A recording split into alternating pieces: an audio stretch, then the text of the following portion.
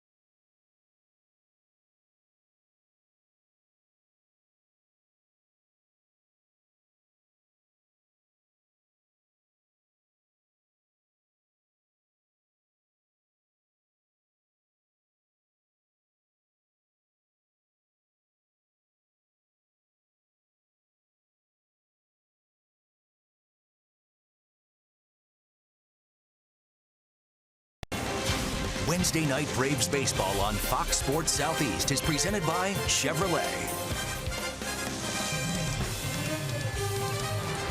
Pretty night for baseball in Atlanta. Game 2, Braves and Nationals here at SunTrust Park. We'll see if Atlanta behind Lucas Sims can get this season, or this series, tied up at a game apiece. Welcome back to the broadcast booth. Tom Glavine, Joe Simpson, Chip Carey with you for the Braves and the Nationals. Exciting night for Lucas Sims, fellas. He's back in rotation. First time in about 3 weeks, and at times Lucas has been pretty effective and certainly exciting for the Atlanta native. Yeah, for sure. I mean, came up, had his opportunity in the rotation, and then really through no fault of his own, just kind of giving some other guys a look. Got moved out to the bullpen and pitched pretty well at times out of the bullpen. So I know he's excited to get back out there in the rotation, get a start tonight, and we'll see what he does with it. That's because he likes starting, and he wants to start, so you know he'll be motivated tonight. And he's facing the Eastern champion Washington Nationals, a club that got a great start last night from Max Scherzer and scored 4 runs to win Game 1 by a 4-2 score. Here, Lucas's numbers so far in his first with the Braves. 11 games, 7 starts, 2-5 on the year with a 5.5 ERA. So, like we said, did some good things out of the bullpen. So, look for that to carry over. And like Joe said, I can't blame him. He likes to start, and he's getting his opportunity tonight. Wants to be out there. His 4 keys to pitching success. We'll see if he has made some adjustments to the way he was pitching as a starter after his work in the bullpen, and maybe a little more aggressive, which is what he did at the beginning of his big league career. And T-blank T. You could put an N in there if you want to, But Trey Turner, when he gets on base, he is explosive, and he really tears the Braves up because they can't get him out and they can't slow him down. That'll be a key tonight for Lucas Sims. And as you can see, Trey Turner is going to face him right out of the chute. He's the leadoff man for Dusty Baker. Daniel Murphy is back after his neck issues. He's hitting third for them. Ryan Zimmerman with a 33 homer, 101 RBI year as their cleanup man. Rendon, Lynn, Taylor, Wieters, and Gio Gonzalez the rest for Nationals manager Dusty Baker, who's led his squad to a 91 and 59 mark. And this is what Joe was talking about. Trey Turner only hitting .409 in his young career against the Braves in 29 games. So Lucas Sims back in rotation. First pitch swing and a fly ball hammered deep toward left. Adonis Garcia is back, and that's gone on the first pitch. Trey Turner with a leadoff home run. It's 1-0 Washington.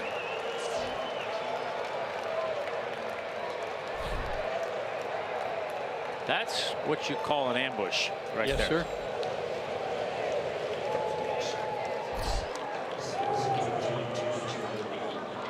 Well, last night, no homers. Trey Turner took care of that at SunTrust Park on the very first pitch of tonight's game. And exactly what we talked about in the open. His mistakes have been over the middle of the plate. That was a fastball over the middle, and Trey Turner didn't miss it. These guys are good high fastball hitters, especially Turner and Taylor.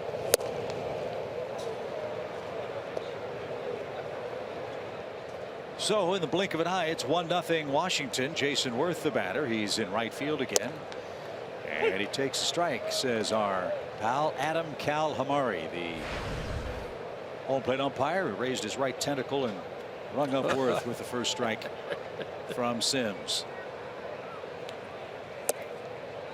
And that just missed downstairs. 2-1 your count. You know, sometimes that first pitch home run in a strange kind of way can settle you down. It's kind of the shock to your system. You're like, oh my God, let's go. 2-2. So Turner now 9 career homers against the Braves, 48 career hits. And Sims comes back and strikes out Jason Worth.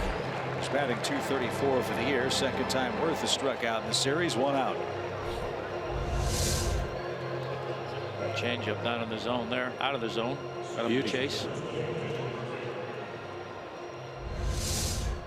So Daniel Murphy is the batter. He's been plagued by some nagging injuries, hamstring problems, neck problems.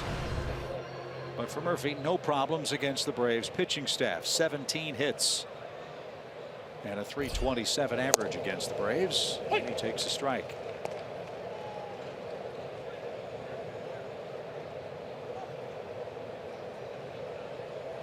.40 doubles for Murphy, who hit that ball before it hit him. And he fouled it off. It's 0-2.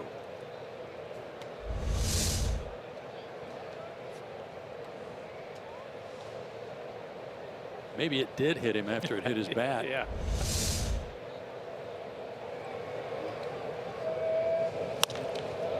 Lifted that one into shallow center. And Dansby Swanson will give way, and it's Lane Adams making the catch. As you heard on Braves Live, Ender Inciarte's thumb still problematic, so Ender gets the night off. Lane playing center field. Adonis Garcia is in left field. Matt Kemp still out with his hamstring issues. And with the lefty on the mound, a chance for Adonis to get some swings and get a start. Charlie Blackmon got 1 hit today. Rockies shut out by the Giants. Colorado is fading. If Milwaukee wins their game tonight, they will catch Colorado for the second wild card. Wouldn't that be something? And Milwaukee's beating Pittsburgh again, 1-0. That's the score they beat them by last night. Here's Zimmerman, the Nationals' first baseman. Not surprising that Zimmerman's putting up these kinds of numbers. What is pleasantly surprising for their fans is that Zimmerman's played almost every day, and that's been the big problem for him the last couple of injury-plagued years. This guy's an elite hitter. And he bangs that one toward third. Camargo knocks it down, picks it up, and throws a strike to first, and that's the inning. Lucas wishes he had a do-over on the game's first pitch. Trey Turner hit it into the Washington bullpen. It's 1-0 Nats here in the first.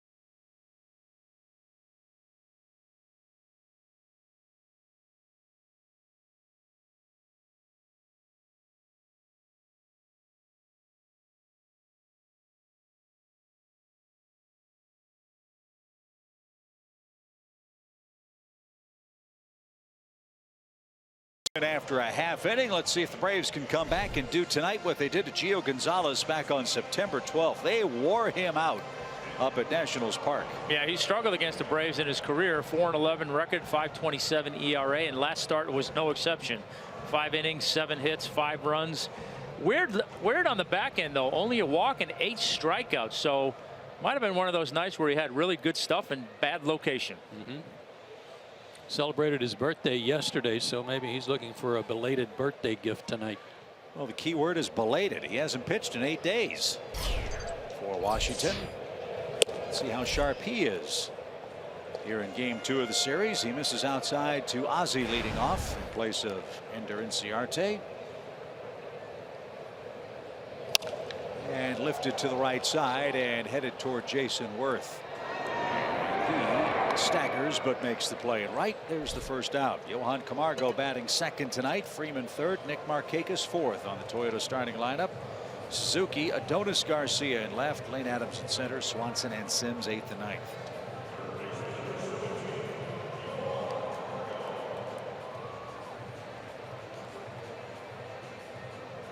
It's kind of weird that they would this late in the season alter their rotation within a week, because Gio pitched against the Braves first, then Scherzer in that series up in Washington, but they flip-flopped him here. 1 ball, no strikes for Johan Camargo.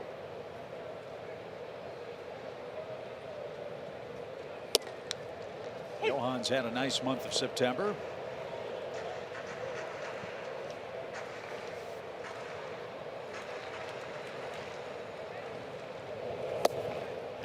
Good month is our Zaxby's indescribably good play.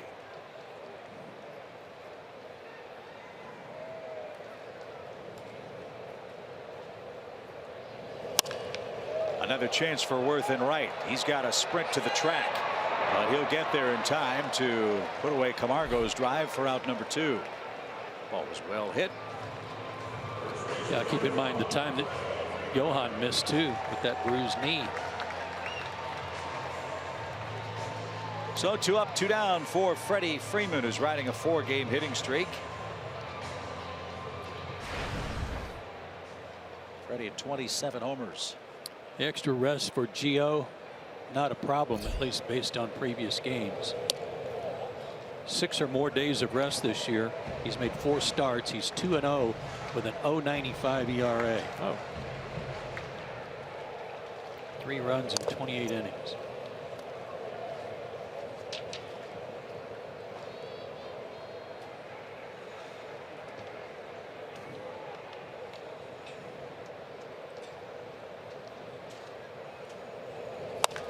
Freddie drives this one deep to right.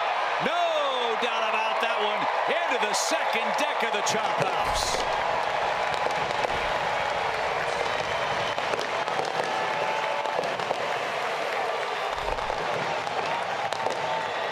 His 5th homer of the year against the Nationals. And a 2-out solo homer ties it up. That one went a long way. Another mistake on a high fastball. Yep. That doesn't happen to Gio much. Left-handed hitters don't hit much for extra bases or homers. Only the 3rd home run he's given up to left-handed hitters this year. That was a long one. Nice catch by the fan in the upper deck of the chop house. Haven't seen many homers hit up there this year. And after a quiet homer night here at SunTrust yesterday, we've got 2 homers in the 1st inning in game 2. Last night only the 7th homerless game in this park this year. That one at 439 estimate.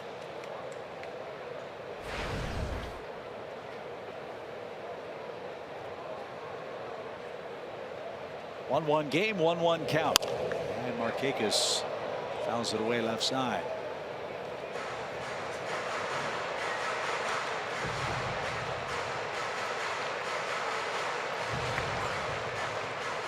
'28 homers, 70 RBIs for Freddie Freeman.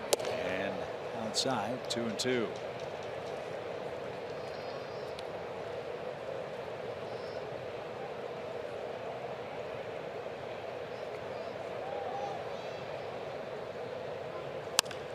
Down the line, but just foul.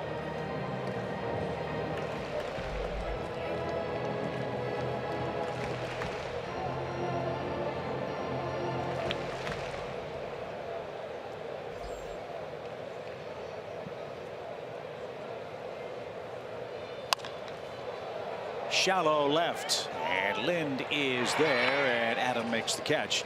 And that retires the side. Trey Turner homered. Freddie Freeman homered. And after one, we're tied 1 apiece in game 2 here at SunTrust Park. Braves and the Nationals.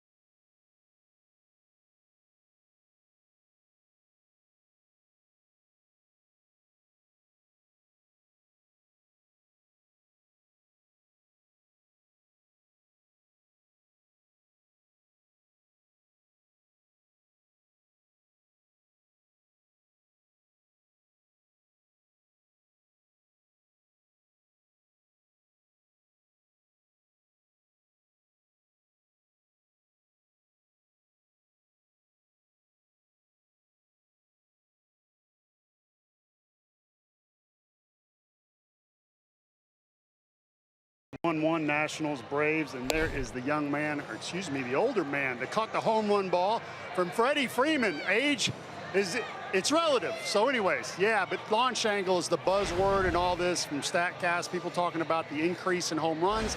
Everybody trying to figure out what that means. Got a chance to talk to Kevin Seitzer earlier today.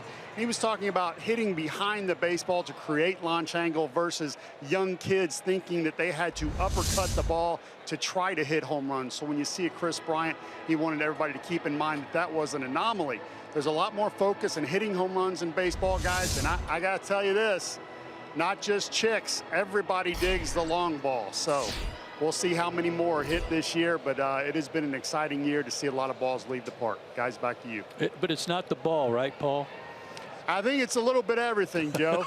I think the ball is definitely different. I think the parks are built to be smaller because everybody wants to see that. You know, I made the point at the All-Star game, there's no ground ball hitting contest. There is a home run hitting contest. Right. Everybody likes that. So there's definitely much more focus on that. And another thing, guys, if I can, one more, nobody's really concerned about striking out anymore. And sometimes that's good, sometimes that's bad. Well, it's a record number of home runs, Paul, ever hit in a single season. Alex Gordon hit the record-breaking homer last night for Kansas City. And Tom and I did the math. Baseball's averaging about 38 homers per day over the 15 major league games. So two and a quarter, 2.5 homers per game around Major League Baseball this season. And we've still got about 2 weeks left. So we're going to shatter the all-time single season home run record, not just glide by it. And that's a concern for Rob Manfred, the baseball commissioner. Yes, we all love to see home runs, but as he has said, that's, you know, a 15-20 second event. How do we get the ball in play and keep the ball on the field of play more in our sport? That has been an exhausted topic of discussion, I'm sure, in the baseball offices in New York. Good luck figuring that one out. Yes, sir.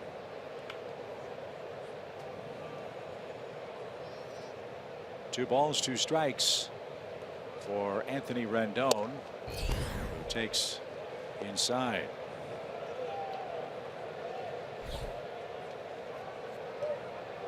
Rendon with 24 homers.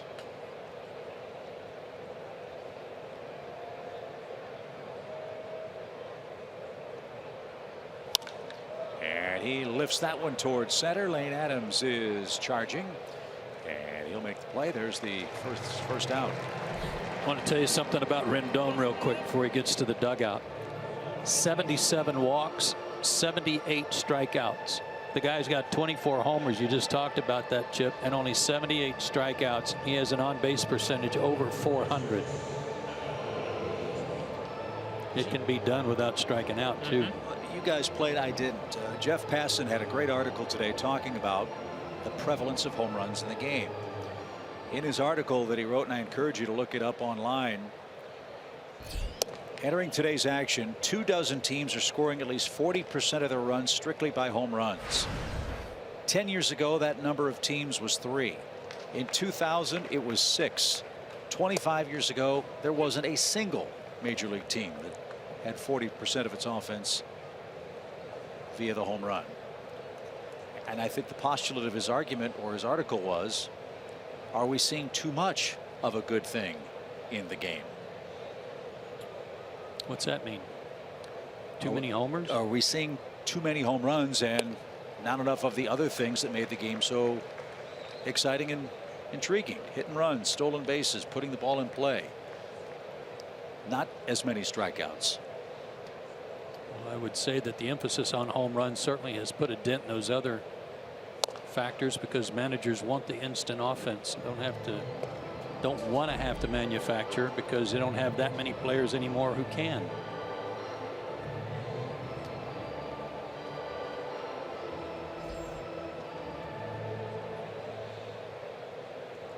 Shift on for Adam Lind. 1 ball, 2 strikes.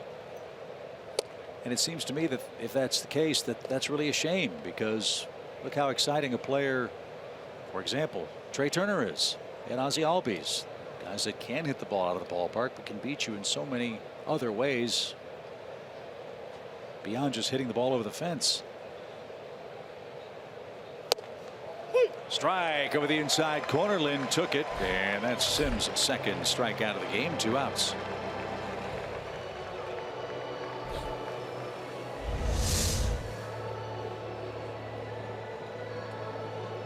Good pitch, fastball in, maybe a little bit in off the plate, but nice job of framing it by Kurt. Well, I guess my question is, I mean, I know there aren't many of those guys in the game anymore, but what happened to them? What happened to the Vince Colemans and the Willie McGees And guys like that, are they not playing baseball anymore, or are they not being given a chance to play baseball anymore? I don't think some of those guys are playing baseball anymore, but they also see what's going on. Little pop shallow right, and Markakis can't get there. Michael Taylor with the blue pit with 2 outs. This is a generation of watching all the highlights on other networks and seeing that most of the time it's a home run that gets the highlight and a game winner. Right. And I want to do that, and I want to be that guy.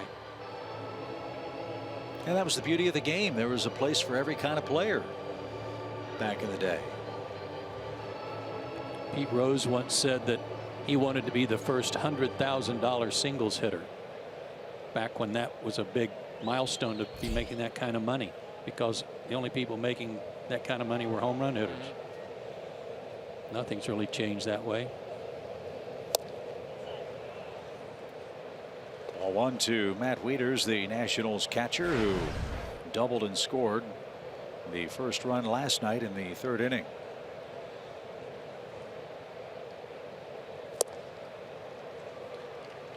But it's talked about a lot, the 3 outcome at bat: strikeout, walk, homer. That's kind of the state of the game now. For better or worse, 1 ball, 1 strike. Runner goes, the pitch high, the throw to second also high and in time. Dansby got the tag down and nailed Taylor trying to steal second base. He's thrown out for the 7th time. Good throw by Kurt Suzuki to nab Taylor at second base.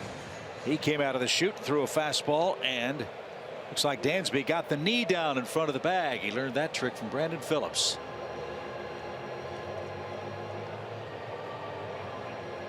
And looks like the Nationals are not going to challenge the call at second. Taylor tagged Dansby's knee, not the bag, and that's what cost him. And that ends the Nationals' 2nd inning in a 1-1 score.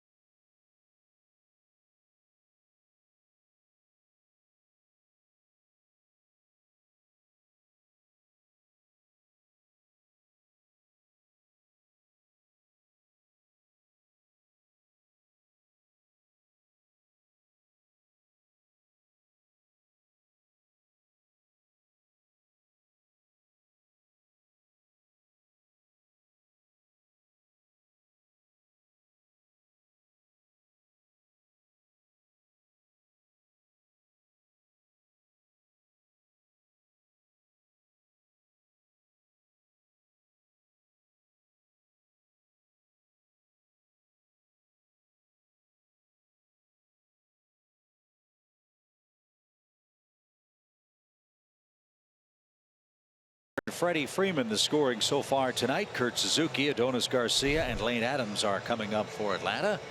And Kurt Suzuki is tonight's Georgia Lottery hitting the jackpot. Last 7 games, continuation of good work and a good season for Kurt. And a great throw there to nail Michael Taylor, even though he got a little help from Dansby Swanson, and Taylor glared in at the Braves dugout all the time. He was waiting for his glove to be brought to him.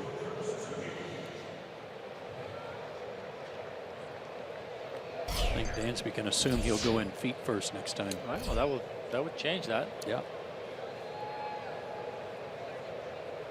So Gio Gonzalez to work and delivers downstairs for Kurt. 1 ball, no strikes.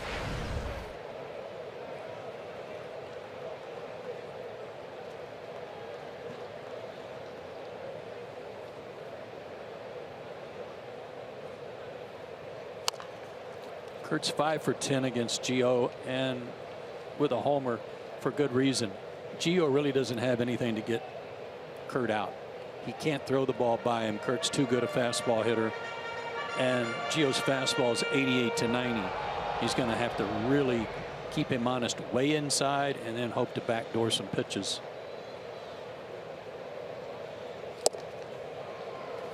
Kurt chased that one off the plate. 1 ball, 2 strikes. Gonzalez has had another outstanding year for the Nationals. 14-7, 4th best ERA in the league at 2.68.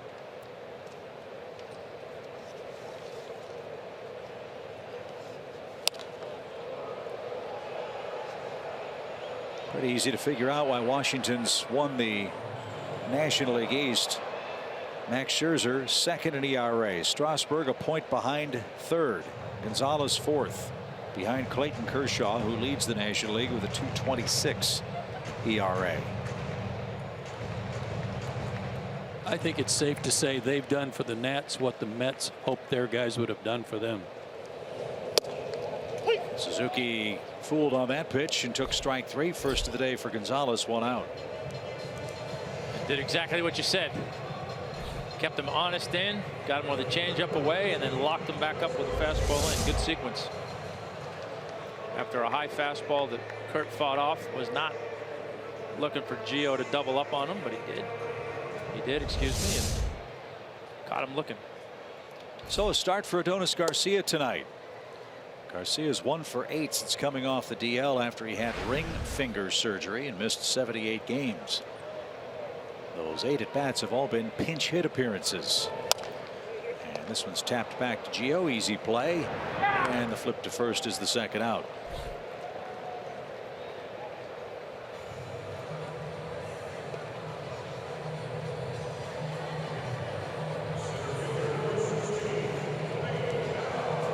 First trip to the plate for Lane Adams tonight. Lane batting .297. 3 homers, 16 driven in.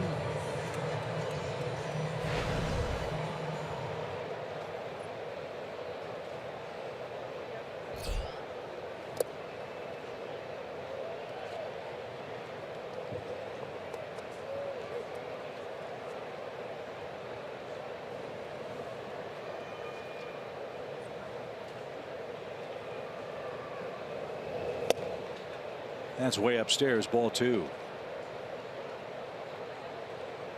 2/3 of Atlanta's starting outfield is banged up. No timetable for Matt Kemp. Might be a day or 2 for Ender Inciarte, who hurt his thumb. Originally sliding headfirst up in Washington. And re-aggravated it last night. Ender got a couple of at bats, grounded out to 2nd in the 4th inning, and left the game immediately after that. 3 balls and a strike. You know, Ender's going to be chomping at the bit to get back in there. He wants to play anyway, and with a shot at 200 hits, I'm sure he's going to want to get back in there as soon as he can.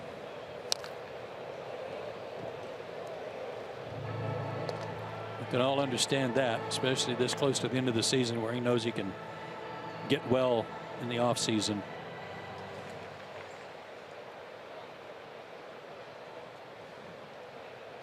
Now the 3-2 is on the inside corner, and strike 3 called. A comeback for Gio Gonzalez, who fell behind 3-0 in the count. We go to the 3rd. It's still tied at 1 apiece.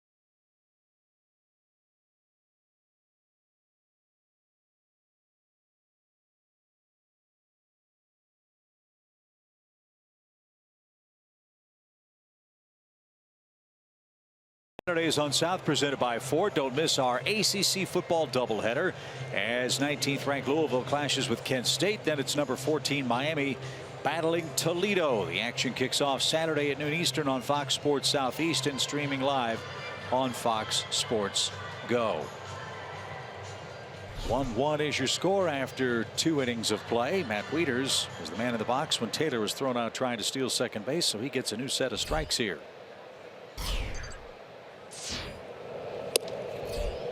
And Wieters takes strike 1.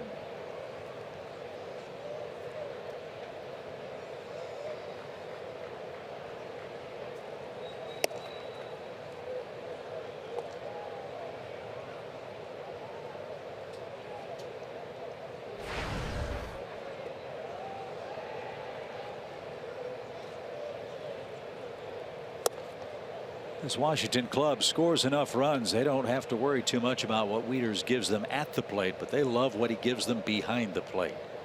Talked about the great ERAs of Strasburg and Gonzalez and Scherzer. Well, Wieters has had a big hand in that.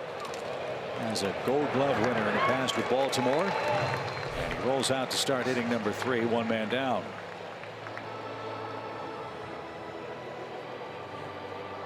He was a very late sign too. There weren't too many teams knocking down his doors in terms of what he and his agent wanted, and it wasn't until the Nationals came close that he actually hooked on with somebody as a free agent. February 24th was when he signed. As Gio Gonzalez swings the first pitch, Adams closing speed makes the catch and robs Gio Gonzalez of a blooper.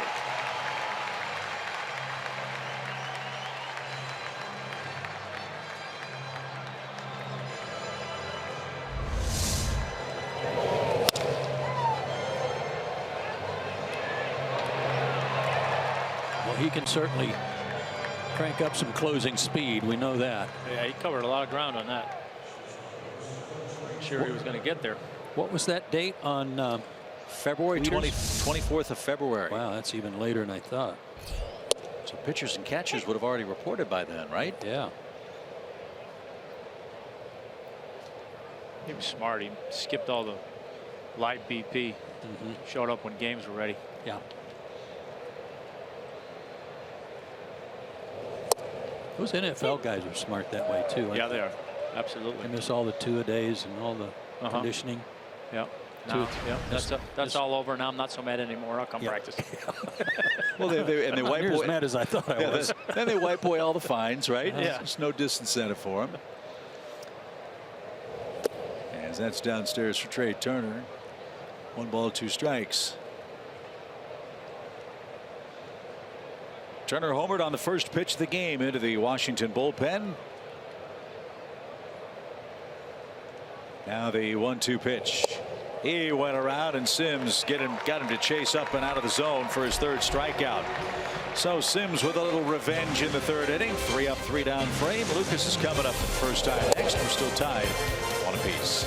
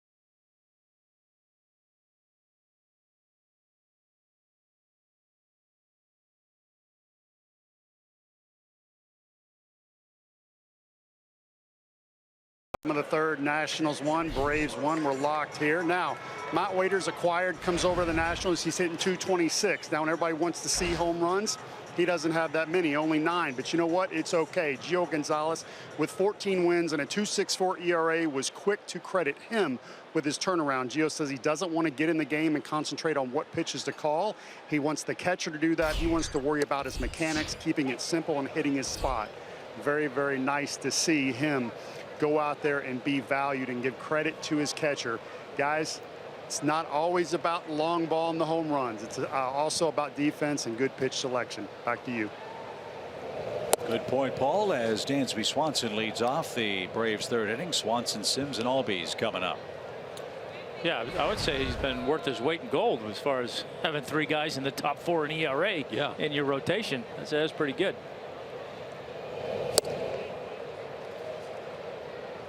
That strike 1 to Dansby, only the second first pitch strike he's thrown so far to the first 8 batters.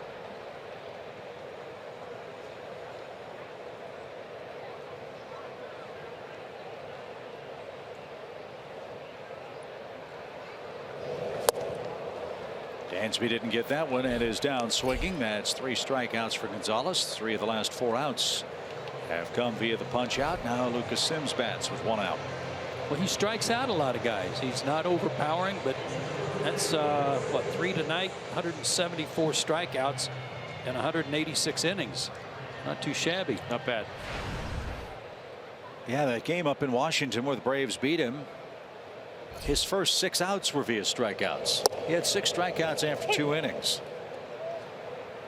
and trailed 1-0, and then Freddie Freeman hit a home run in that game to make it 4-0, and the Braves were on their way. He's got everything working to this point. And working quickly.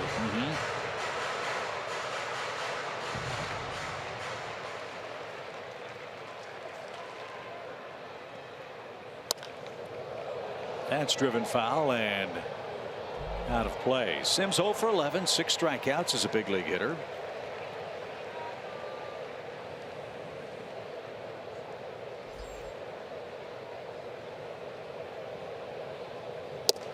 And he'll have a seat. 4 strikeouts for Gio. 2 up, 2 down.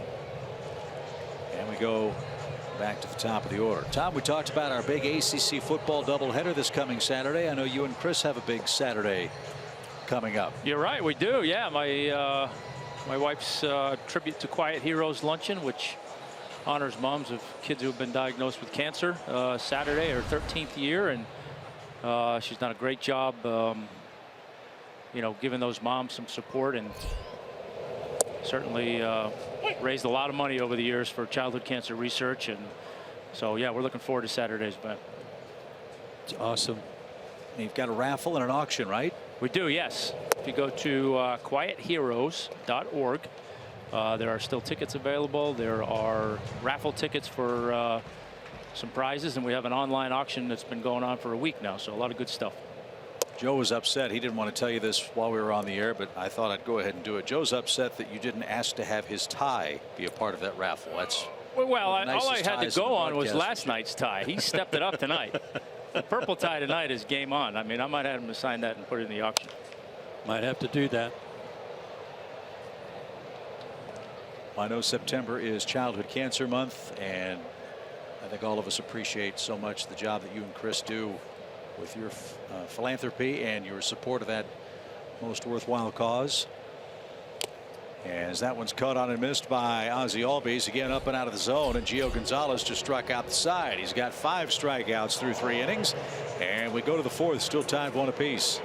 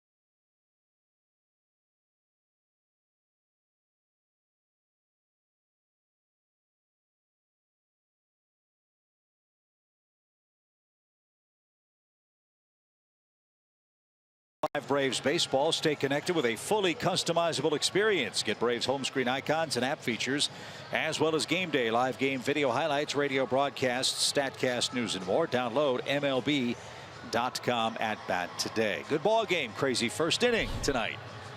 Trey Turner hit the first pitch of the night into the Washington bullpen for a quick 1-0 lead. Freddie Freeman, with 2 outs in the Braves first, answered with a tape measure shot into the upper reaches of the chop house to tie it up, and that's where we stand. 1-1 heading to the 4th. And Jason Worth is the batter. Again, Worth playing right field for Bryce Harper, who played in a simulated game here yesterday. The plan for Harper was to have a night off tonight.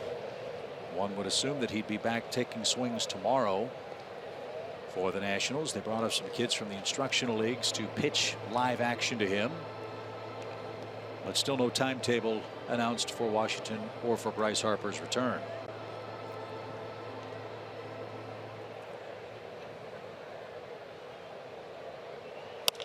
Worth to third, and Camargo lays the glove down and makes the strong throw to get his man 1 out.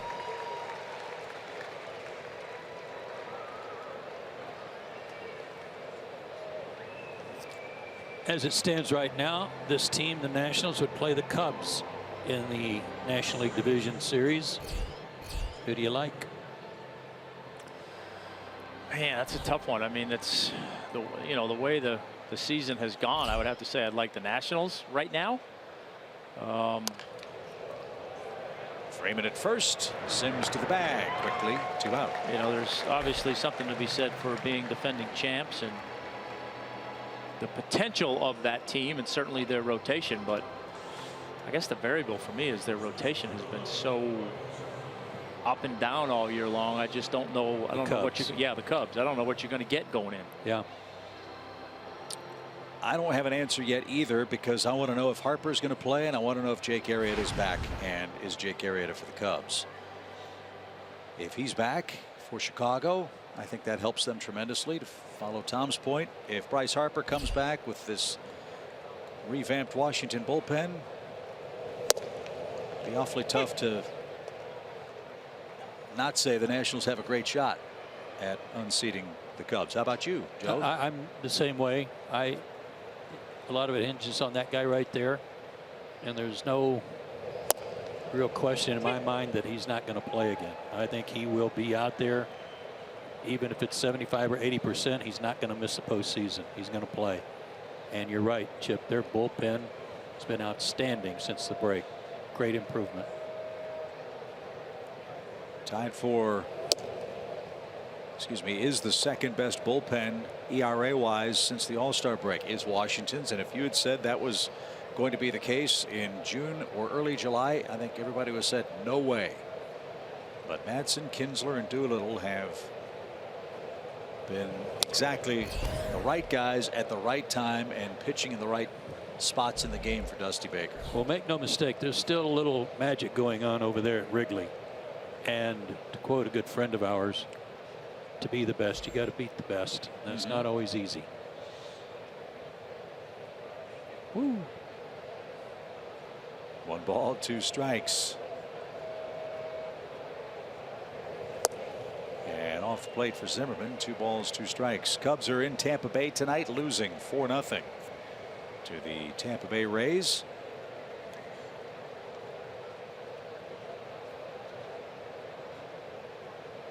John Lester is the man on the mound for Chicago. And that's up and in. So if Lester, Arrieta, and Quintana pitch like they're capable of pitching, got to say the Cubs would be pretty darn good. Very formidable. Frankly, though, they haven't. No, that's still a fair-sized if right now. Full count pitch for Zimmerman. Swing and a miss. Lucas Sims is matching Gio Gonzalez strikeout for strikeout tonight. 3-2 breaking ball. He's growing up. That's his 4th strikeout. 6 up, 6 down for the Nationals. Heart of the order up for the Braves in the 4th, still tied at 1.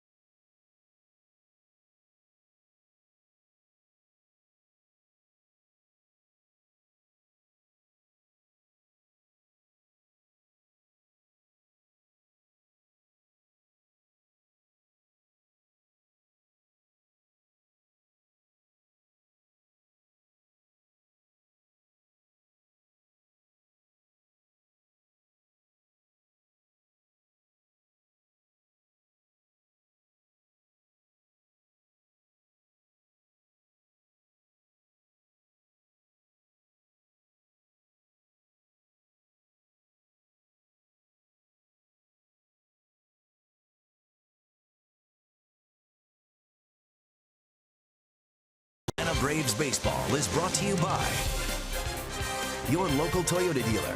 Let's go places. And SunTrust. Good duel tonight. Sims versus Gonzalez. We're in the bottom of the 4th inning. Atlanta will try to snap Gio's streak of 7 straight retired. Johan Camargo leads off. Freddie Freeman, Nick Markakis coming up as well. That is a heartbreaker right there as a hitter. You go up, you're ready, that fastball, or even looking for a curveball or something. He throws a straight change right down the middle at 80 miles an hour, and all you can do is look at it. Yeah, not only was I not looking for that, I wasn't looking for it right down the middle. No. As a pitcher, do you feel like, wow, I got away with one there? You're just, as soon as it leaves your hand, you're praying, please don't swing, please don't swing. 1 ball, 2 strikes.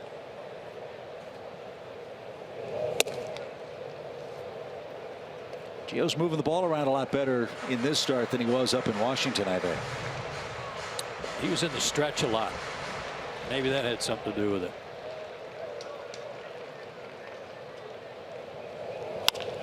Ground ball to short. Turner's got it. He'll load up and fire. And that's the first out. It's a 1-1 game, but he hasn't thrown a pitch out of the stretch yet. He's done a nice job working both sides of the plate, changing speeds on both sides of the plate. Tom, they told us early in the year when their bullpen was so atrocious that this is the guy that paid more than anyone else, that he had at least 3 or 4 wins when he left ball games blown by the bullpen. I mean, there's always somebody, there's always somebody that either doesn't get any runs or, bullpen blows games. Another shot off the bat of Freeman, but right at Jason Worth.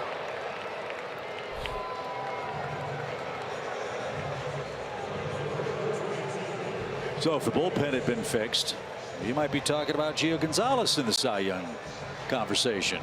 Yeah, I mean, depending on how many games he did have the lead in late that they ended up blowing. Yeah, I mean, if it's 3 or 4 more wins, big difference between 15 wins or going for 15 wins versus maybe going for 20. Correct. 2 quick outs. Markakis in the box and a first pitch strike.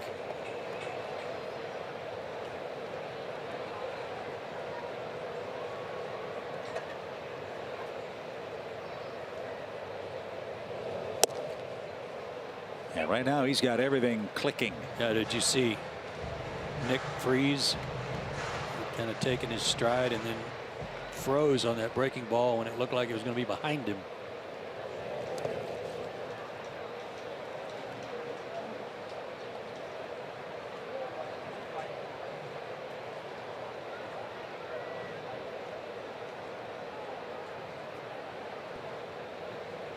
Now the 1-2 pitch.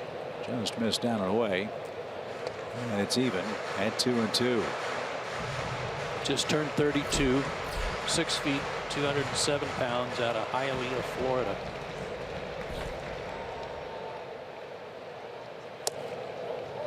Oh, Gio was on his way to the dugout. So was Wieters. That was either a really good take by Nick or he was fooled.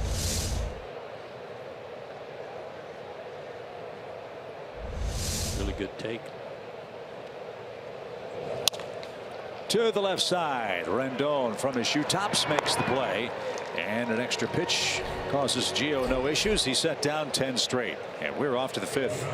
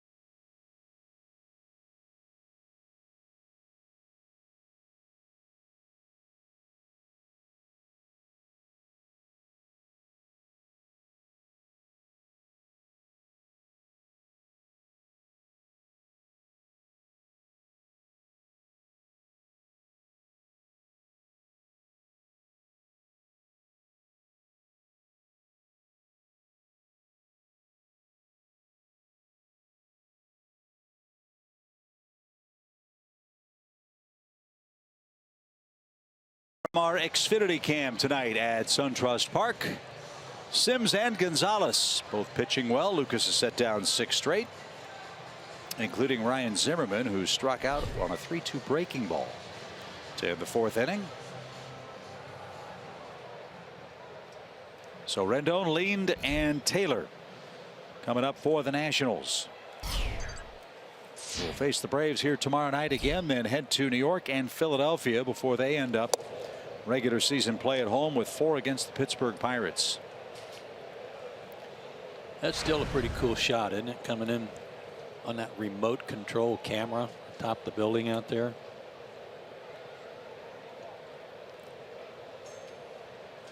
Not a bad seat in this house as Rendon takes inside. 1-1 your count. There's Sparky.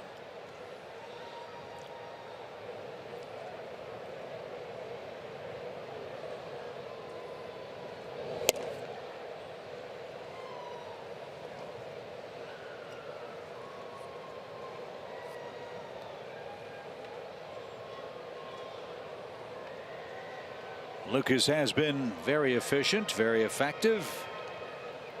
And now the 2-1. He is outside, 3 balls and a strike. First start for Sims since September 2nd in Chicago against the Cubs. He threw 73 pitches in 3 innings.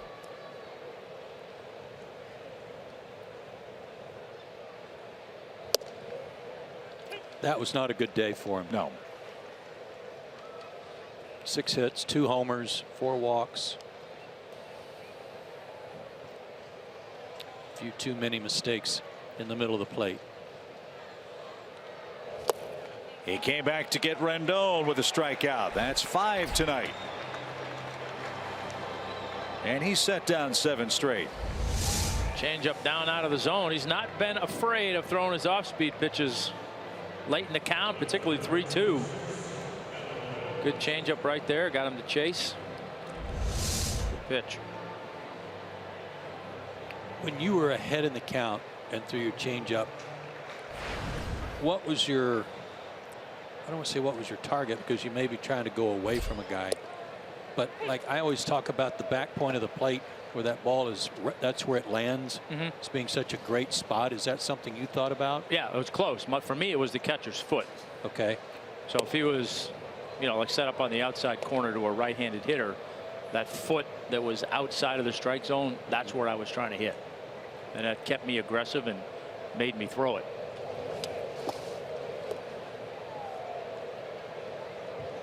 Two balls and a strike to Adam Lind with 1 out. Oh, and I think too is sometimes that changes. You know, there are going to be some days where you try to do that and it's not quite getting to where you want. Then you might say, all right, let me throw it on the back of home plate, or let me throw it on top of home plate, or whatever. Those are the things you got to mess around with to find out.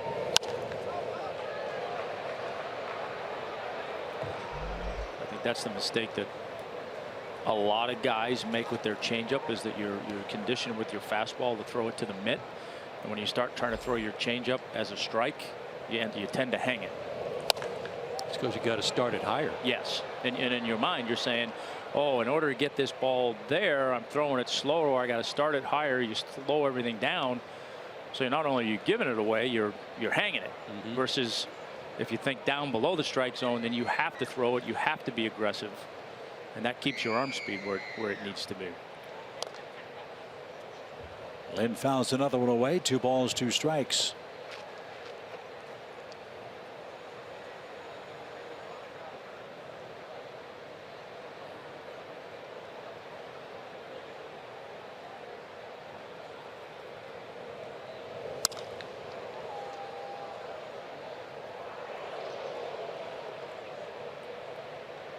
We've been talking about some of these wild card races, and Milwaukee is in such a good position if you're one of the chasers, because they got 2 teams to chase. They got 2 teams that can stub their toe and they can gain ground on, but their Brewers are losing tonight with an opportunity to tie Colorado for the 2nd wild card. And maybe pick up a game on the Cubs, who are also losing. And don't forget, Milwaukee has a 4-game series with the Cubs next. So they will be playing the team directly in front of them at Miller Park. Well, that'll be fun in Milwaukee. High towering fly ball to right. If he kept it fair, it's long gone. It is a foul ball. A towering, majestic, long, loud foul strike. Those fans in Milwaukee are such great baseball fans with their tailgating, their loyalty. They turned out in droves for that series with Miami that wasn't even on the schedule to be in Milwaukee. Swing and a miss. Sims gets Lind. Gosh, was that right? 95? He swung at it like it was 95. Yeah. After pulling a changeup foul. Boy, it's a good pitch. It's a good sequence. Throw a guy a changeup, speed him up. He launches it foul. Come back with that fastball.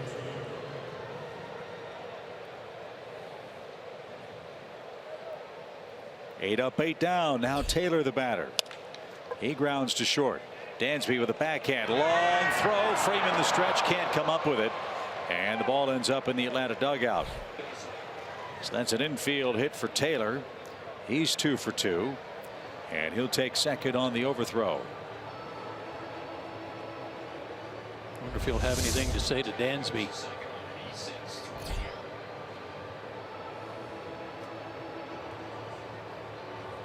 He couldn't quite reach it. That was a big bounce.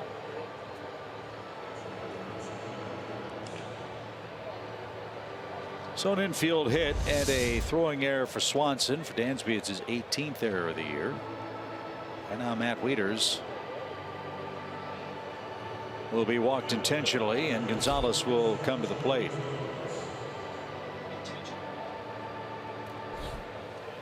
Well, as we've learned through the course of the year, do not take this at bat lately. No. Braves have given up 42 something hits to opposing pitchers this year. 20 something RBIs to opposing pitchers. And a great stop by Suzuki. Saved a base or two. 1 ball, no strikes.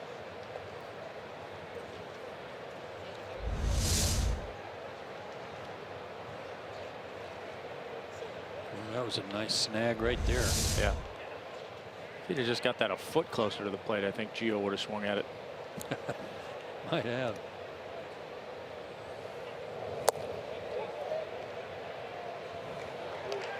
Well, if you're going to walk the 8th place hitter and get after the pitcher, you got to get after him. It's 2-0.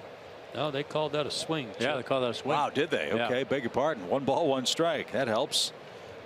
And based on that, please don't throw him a fastball anywhere near the strike zone. No.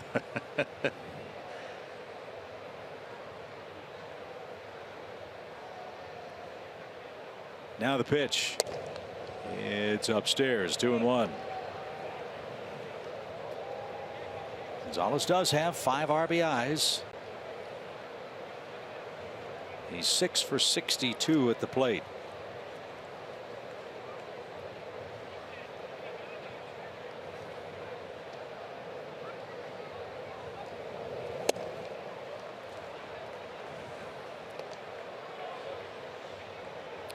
Well, now he's going to have to throw a fastball near the plate.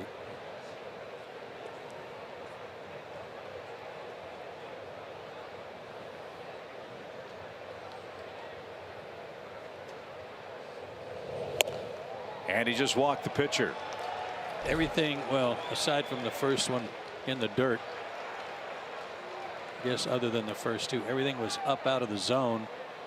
And with that, the Braves bullpen gets moving. Let me ask you a question. Sims has been pitching out of the bullpen since September 2nd. Not a lot of work. He's gone now 4 2/3 innings. Is he entering that rubber arm period now, Tommy? I would say there certainly is some pitch count area that I think they're going to be careful with him because he has been in the bullpen and hasn't been stretched out. I mean, I don't think that somebody getting up right now is necessarily a result of him being in a jam right here. But yeah, I think you got to be mindful of that. But to me, I think that at bat was almost, and I've been there, that at bat where it's like, okay, I intentionally walked somebody to get to the pitcher.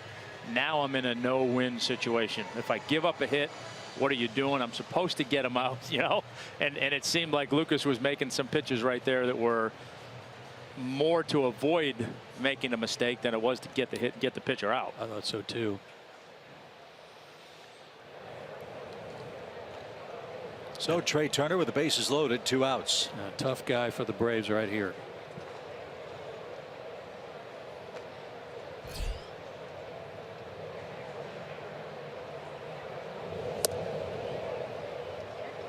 Kurt held it there. Sims didn't get the call. Ball 1.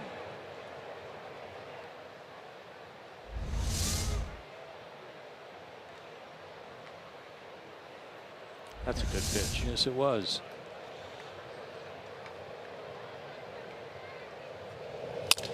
Broken bat. Tough play. Second base, and that's all the Braves need. Albies to the bag. That forces Wieters, and the Braves get out of a 5th inning jam. Washington loads them up, can't break through. It's still 1-1.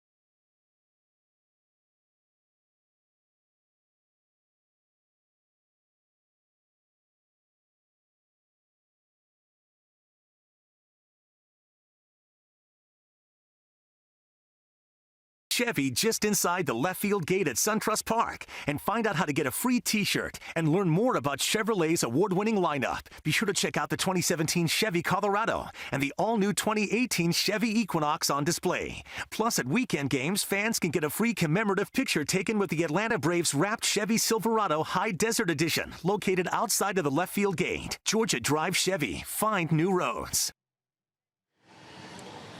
Well, Lucas Sims got out of a jam, and it's still tied 1-1 as we head to the bottom of the 5th inning. And welcome into our Braves Live set here in the Battery, Atlanta. I'm Kelsey Wingert with this Xfinity game break. So we told you history happened yesterday with the home run that made it the most home runs ever hit in an MLB season. Well, of course, Giancarlo Stanton added to that today with a home run. His 56th home run of the season, guys. The Marlins won this game 9-2 over the Mets. We see Giancarlo Stanton soon, and he is just swinging a hot bat right now. Indeed he is, trying to chase down 60 or more home runs for the Miami Marlins. A bright spot in what has been a disappointing season, and certainly a tragic season for the city of Miami with Hurricane Irma and its aftermath. Marlins, though, in 2nd place in the division behind the Nationals. And Kelsey, you're right, the Braves will be the team that Stanton sees 4 final times in the regular season down at Marlins Park. That home run swing had an exit velocity of 117 miles an hour. A low screamer. And the Marlins, who just got home from that extended trip because of the hurricane, after the game jumped on a plane and they're headed to Phoenix tonight. They've got a West Coast swing left. Yeah, Phoenix and Colorado before coming back to play the Braves. So Kurt Suzuki leads off for Atlanta. 10 up, 10 down for Gio Gonzalez through 4 innings of work. The Nationals left-hander has struck out 5. Suzuki, his first strikeout victim.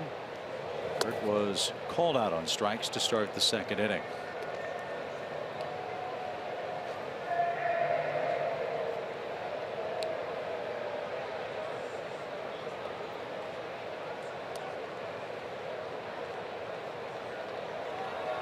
Braves have 1 hit tonight. That was Freddie Freeman's 2-out homer in the first. Washington has a run on 3 hits. Trey Turner hit a homer on the first pitch of the game.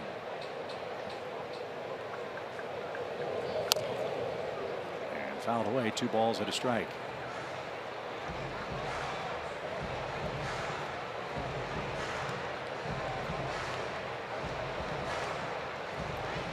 Action continues in the Braves bullpen. Wonder if it's going to be 5 and done for Sims.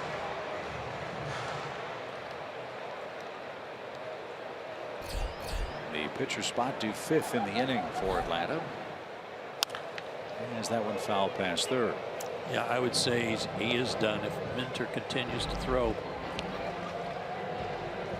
5 good innings, though. 5 really good innings.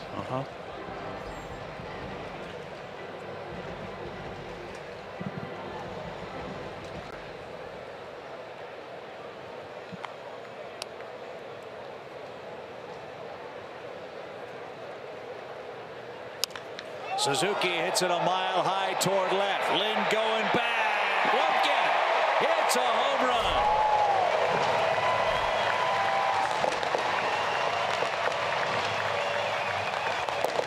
He made some great pitches on Kurt his first time around. This was not anywhere close to one of those pitches. This was right down Broadway.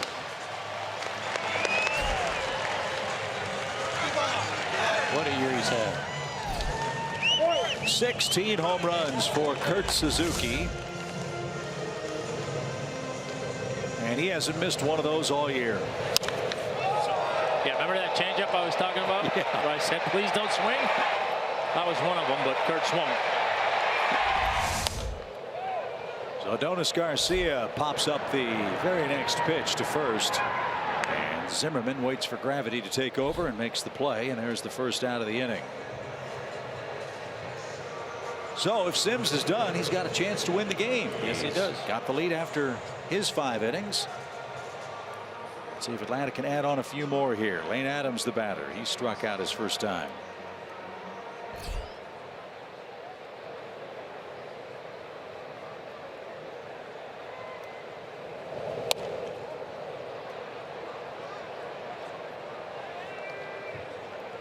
And no balls and a strike. Phillies are beating the Dodgers again. It's 2-1 at Citizens Bank Park. Phillies are giving the Dodgers fits. That would be 3 in a row, wouldn't it? Chris Hoskins had a big night for him last night. Phillies won that one 6-2. They beat Kershaw the night before. Right. When Aaron Altair hit the first grand slam ever allowed by Clayton Kershaw.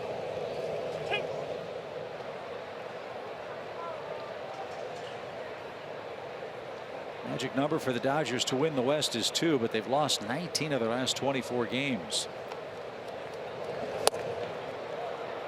And a swing and a miss takes care of Adams. There's the second out of the inning and the 6th strikeout for Gonzalez. I think that's a question we ought to talk about. Dodgers, best record in the league, but that's in jeopardy. How many are they ahead of the Nats now? Well, they're ahead of the Nationals by 4.5. Bigger question is, can Cleveland catch them? Cleveland's only 2 back for the overall best record, which means if they finish with a better record, should they meet, Cleveland would have home field advantage. Oh, that's right. I forgot about that. Change that from the All-Star game. Do the Dodgers have enough pitching? Talked to somebody today who said they have issues. Yeah, well, we talked about it a little bit last night. Since the All-Star break, they have struggled, and you know, certainly, you know, it's always that you always want to be feeling good about yourselves going into the postseason, and I don't care what their record is, they are not feeling good about themselves right now. No. Yeah, you don't want to lose 19 of 24 in August and September, do you? And it almost sounds like they're trying to get through this and hang on to what they have and nurse Seager along without really messing up his elbow. They're trying to make sure that doesn't happen. So they can't afford to lose their shortstop. Hansby takes a strike on a 3-0 pitch. Leo Ruiz grabs a bat. He's on deck should Swanson reach, so it will be the end of the night for Sims tonight. Allowed 1 run in 5 innings on 3 hits.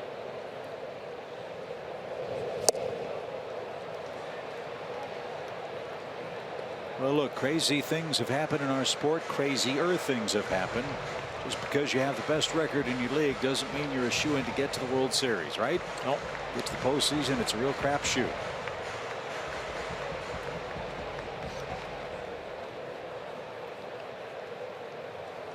Three-two pitch is cut on and missed. And Gio Gonzalez gives up the leadoff homer to Kurt Suzuki, but nothing else. We are through 5 innings in Atlanta. Sims and Gonzalez, the Braves rookie right-hander, has had the better of the matchup so far. He now leads the game by a 2-1 score.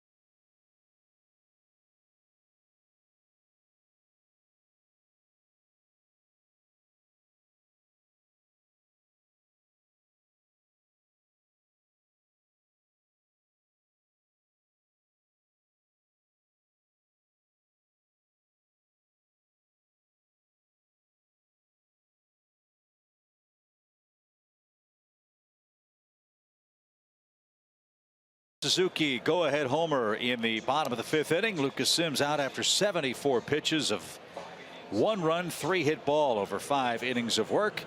Lucas walked only 1 man and struck out, walked 2 men and struck out 6 in the game. He'll give way to A.J. Minter, the number that pops out at you on that graphic.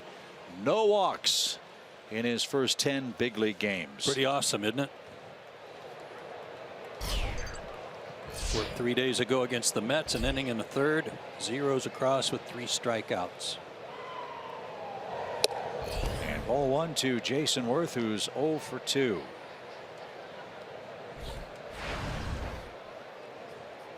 Worth, Murphy, and Zimmerman for Washington. That trio is a combined 0 for 6 with a couple of strikeouts tonight.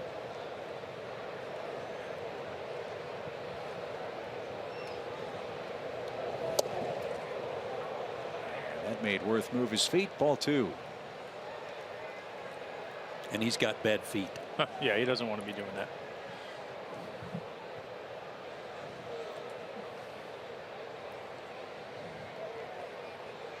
He's telling Kurt right now, come on, dude. Just trying to get through the last week of the season here.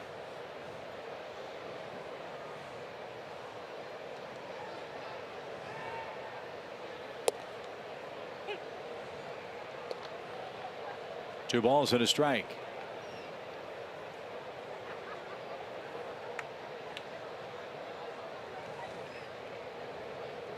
Worth, you might recall, was on his way to the University of Georgia on a baseball scholarship before he signed professionally.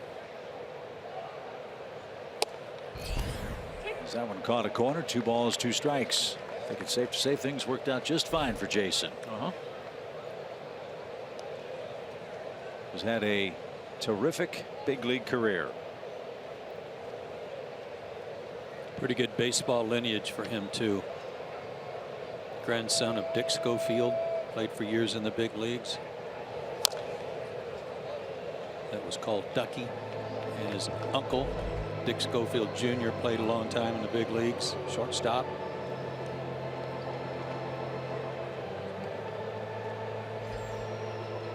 His stepfather, Dennis Worth, also played pro ball in the Yankees organization, among others.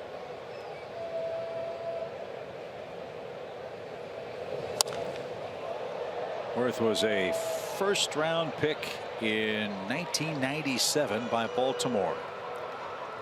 He was traded to Toronto, then went to the Dodgers, then signed with the Phillies in 2006 as a free agent, and was a big part of those great Phillies teams. And then after the 2010 year, he went to Washington. And he just struck out. Nice comeback for A.J. Minter. Worth the 7th National to strike out tonight. And he's gingerly walking back to the dugout.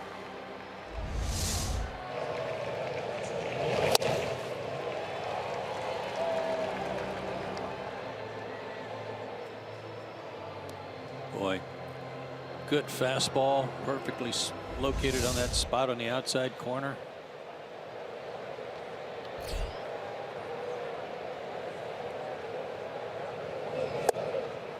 Worth signed a 7-year contract after the 2010 year, and signed in Washington before Nationals were really good. Has been a middle of the order presence for them. Great clubhouse presence for them. And it was said early this spring that one of the goals for this Nationals club was to give Jason Worth another shot at a ring. Well, they've got an excellent shot. They're going to the playoffs, where they hope to end heartbreak. 2012, 2014, they were knocked out in the division series.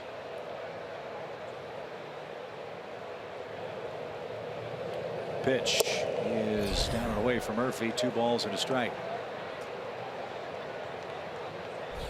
You wouldn't expect them to have this kind of problem, but lately they've had a little trouble scoring runs, and I don't expect that to continue, especially if they get Harper back, get all their position players situated. But they could run into some well-pitched games themselves and find themselves on the short end again. Just when we're talking about a matchup with the Cubs, that could go either way. Yep. Well, counting tonight's single run, they've got 28 runs in their last 10 games. They're 4-5, waiting the outcome of this one tonight.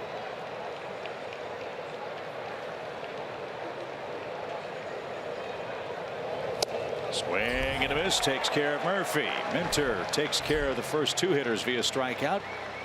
2 up, 2 down. What was that? Slider? Funny swing. No. Fastball. Couldn't catch up. Something interesting in the Braves notes tonight got my attention. Braves coming into this game had scored 97 runs this year against Washington.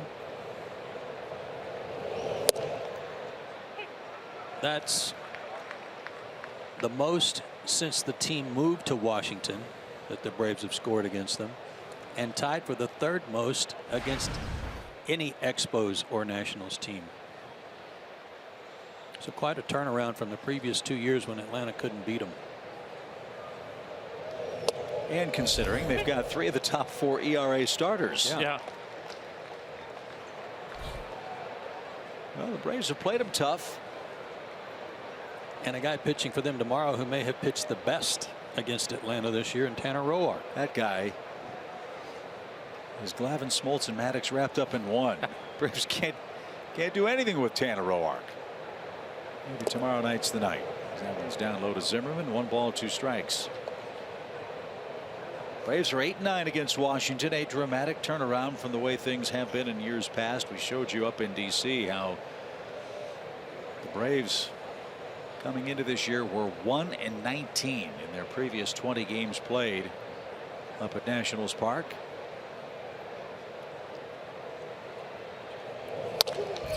That's hit to the right side. Oh, what a play, Freeman. And Minter with a sliding grab to the bag. How about that gorgeous play? Bad hop, great feet, even better result. Washington retired in the 6th in order. 1-2-3 by A.J. Minter. Atlanta maintains the lead.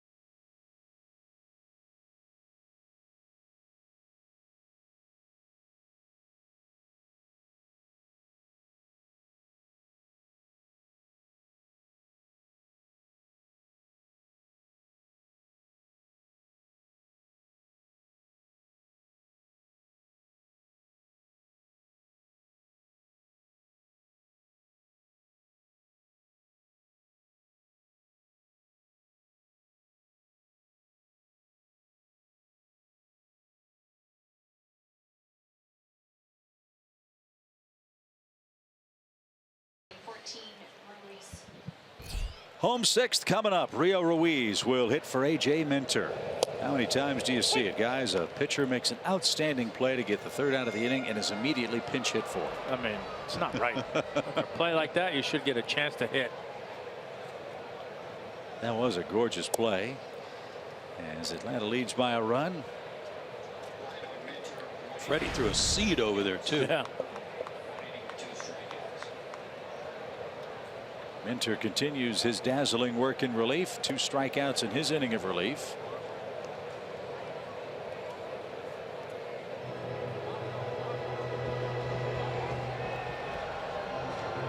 Braves have talked long and hard late in this year about their need to get the bullpen sorted out next year. Performances like the one Minter just turned in might add a little clarity to a muddled situation.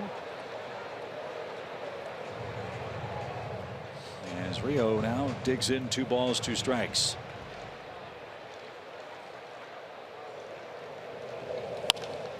And he drives that one toward Taylor in center. He drifts over to left center and makes the catch. And there's the first out. Back to the top, Ozzie Albies. Got to get Ozzie going again. Remember, he had a 13-game hitting streak. That was ended a couple of games ago. He's since 0 for his last 14.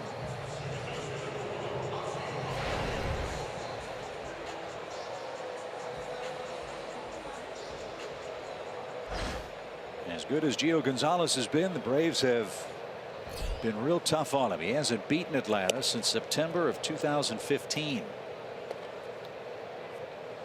And he's on the short end of a 2-1 game tonight.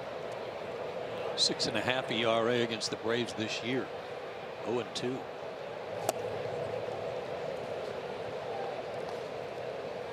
He's had Ozzie fishing for that one all night.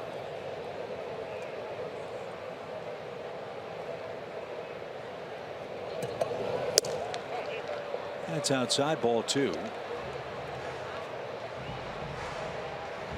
Nobody on, 1 out, home 6th.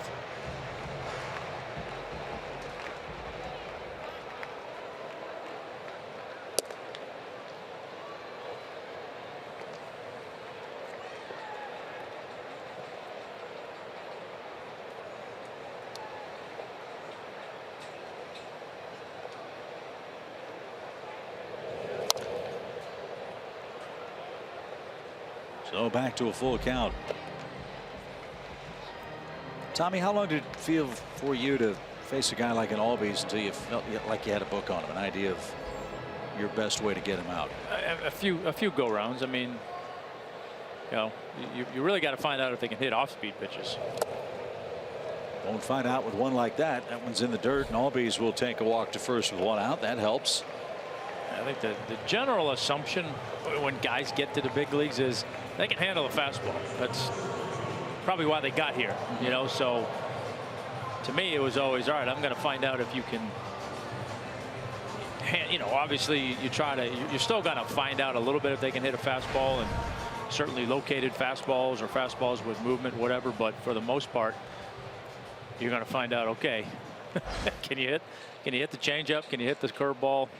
That's what they have to prove. But it takes you know, a few times around to really get a good sense of what they're about.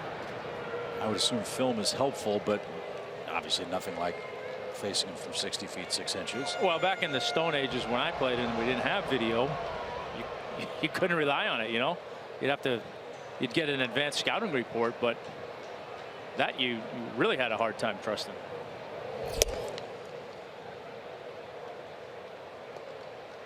One ball, no strikes for Johan Camargo, who slid out and grounded out tonight.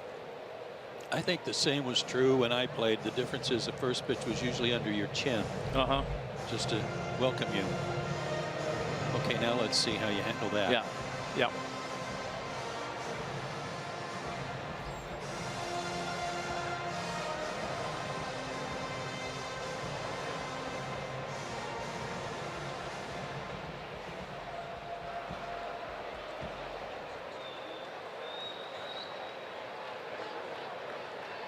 Good lead. One ball, no strikes. Not going. And Camargo Take strike one called.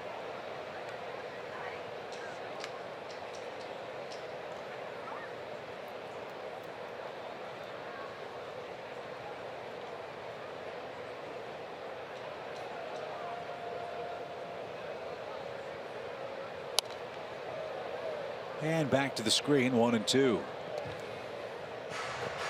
Pirates still lead Milwaukee 3-2 in the home sixth at PNC Park. St. Louis blasting the Reds 8-2 in the 8th inning. Tampa Bay beating the Cubs 7-zip. Yankees beat Minnesota again 11-3. Bunch of home runs in that game, including one by Aaron Judge.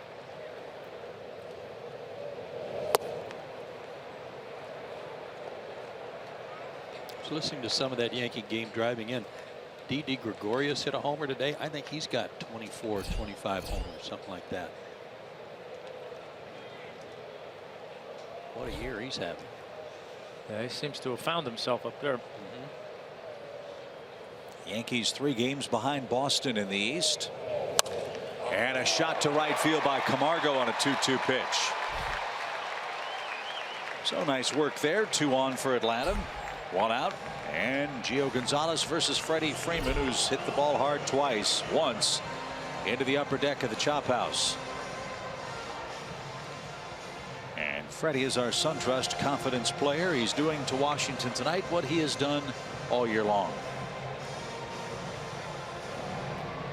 OPS of 1274 will usually get it done.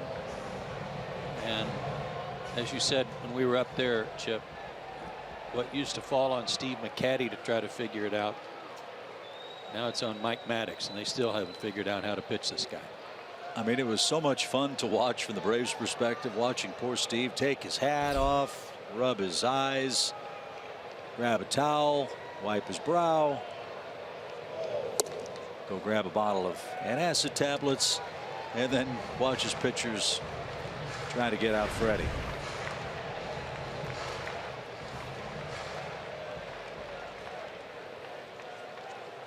Mike Maddox looking on.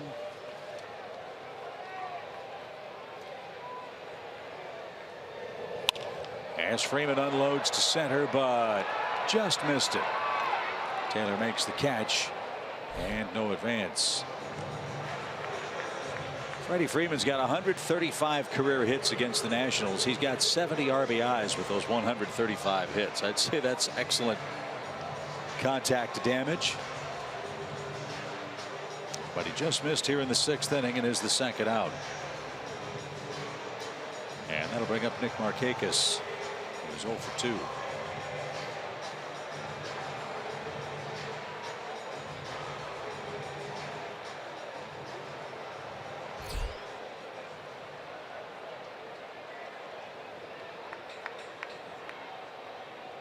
A little insurance wouldn't hurt here in the middle innings. It's a 2-1 game and a strike.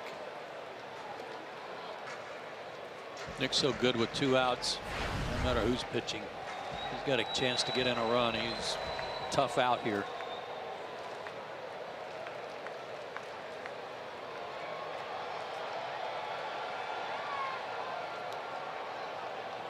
No balls, 1 strike.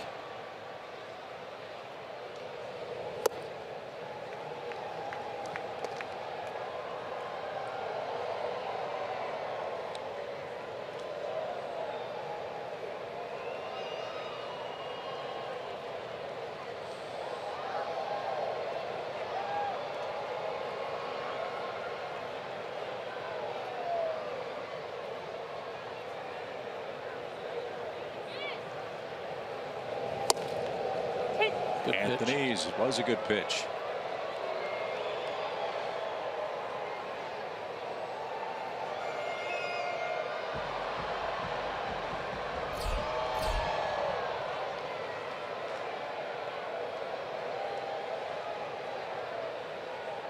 Two solo homers off Gio Gonzalez. The main damage tonight. Freeman and Suzuki the honors.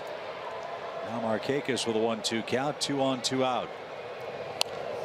And he fought it off.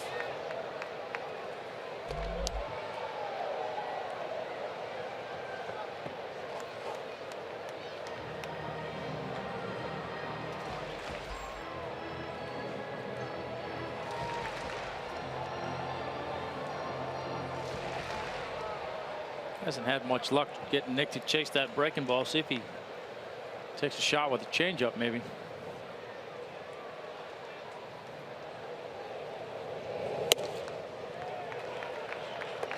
Didn't offer it that high fastball either.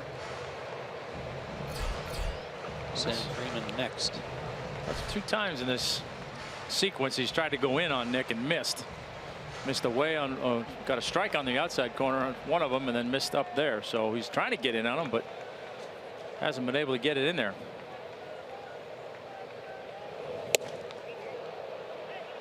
No swing on the appeal, so a full count.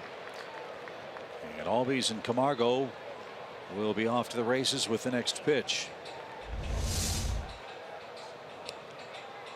No, he didn't.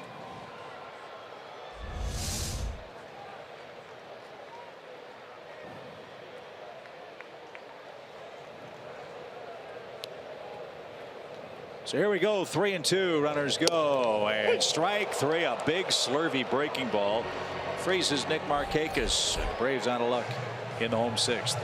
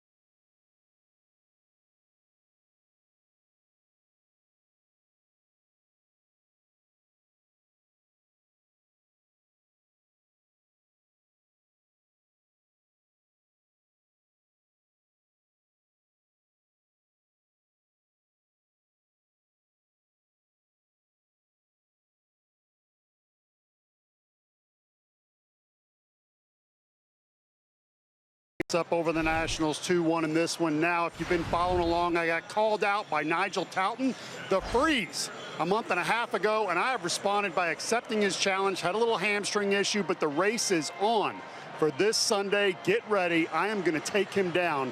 Here's how I've been training.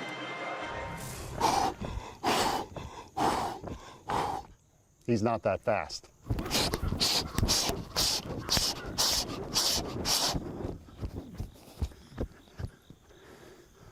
Okay, that horse is fast. You know what? I'll tell you something. The freeze, he ain't that fast. Well, so that's called overtraining. You know, when Freddie Freeman gets in the cage, he wants to see 160, 170 miles an hour off the machine before he faces Chapman. So that was my theory there. Same principle. I'm going to race a racehorse. That way the freeze wasn't that fast. But, guys, he was really fast, and I pulled a hamstring. And we'll see what happens on Sunday. I've been working with antifreeze, doing a lot of push-ups, drinking egg whites, chasing chickens, just like Rocky. I'll be ready to go. Oh, I've got every confidence in you, Bertie. I got a question for you, Paul, if you're still there. I'm here. We had a fan about a week and a half ago or so challenge the freeze. Yes. And he employed a very unique strategy that we have not seen here, and it worked out extremely well for him. It was kind of a running rope-a-dope strategy. Yes. Where they gave him the lead and he just kind of coasted, and then when the unleash the freeze sounds came across the PA system, this guy found another gear and ran like a gazelle, and it wasn't even a contest. He blew the freeze's doors off. See, and that was one of my strategies that I talked about earlier, was you got to fake it, pull a hammy, kind of like baseball players do, and the next thing you know, they steal second. So there's every, little secrets like that still left in the tank. Okay. I am in the wrong division as far as weight and as far as age, but what's important is that I'm sneaky, and there's a few things left in the tank. So we'll see what happens. I am a baseball player, as Glav can attest to. We are used to running poles turning to our right. DeFreeze is an Olympian racetrack guy used to running to his left. So we'll see what happens, but I'll be ready. Nice play by Camargo. Paul, have there been any discussions or concessions made for, as you said, your recovering hamstring issue and, shall we say, your advanced age? A negotiation on this head start thing? Yeah, I've got a very strict diet, and it's important to know that Mizuno picked me up as a sponsor. Really? So apparently I still have, something left. And then I went and trained at Atlanta Track Club with Amy Begley, who in 2008 at the Olympics, man, she was the 7th fastest at running 6.2 miles. She ran it in 31.12 seconds. So I've got some little training techniques about getting the knees up. I'll be ready to go, guys. I appreciate your confidence in me, Joe. Bertie, the good news is you have 2 hammies, so at least that's the good news. Bad news is with the rope-a-dope, I don't know if you have another gear. That's the only problem. Wait. So Tommy. I don't know. I mean, you did back in the day. You were an athlete. You were a pitcher. Well, I appreciate that. I do think that most pitchers are athletes, and I prided myself on being able to cover first. This is a little longer than covering first, but I have been training, so we'll see. All right, do you have a special uniform picked out, or is that going to be a total surprise on Sunday? And all great racers need a nickname, and mine is Thunderbird. Yep. And my mama loves me, so I was originally sponsored by her, Lily Bird, back in Louisville, Kentucky, until Mizuno picked me up. So mama will be on my chest, and it'll be fun, guys. I have some goggles because I expect a lot of wind flow. Yeah. Coming. Don't want your eyes to dry out. Yeah. And I haven't been up in the press box too much lately. I've been trying to avoid that area because there's some pretty good snacks up there. Yeah, so, stay out of here for sure. I'm telling you. Well, there used to be. Yeah. As that one's popped away, 1 ball, 2 strikes. I don't know if it would be your eyes drying out or just tears, Yes. welling up. Maybe we'll definitely have the Chariots of Fire music queued up for you when you get to the tape. Yeah. I have not been this excited for a game in a long time. I can't wait for Sunday. I'm telling you, and the Braves bullpen, who gets into this as much as everybody else, they're pretty excited too. So, if I do go down, I've got some of those guys to help me carry me across the finish line. But I do expect to finish first in fashion. I expect to surprise the Freeze here.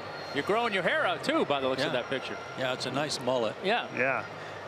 Paul, gel, got to get aerodynamic, bro. A little flow. This is true. And remember when Manny Ramirez would run a triple and he would throw his helmet off, so his locks. That's what I'm used to in the 80s. I was a Bob Horner fan, so I feel more confident when something's bouncing on the back of my neck.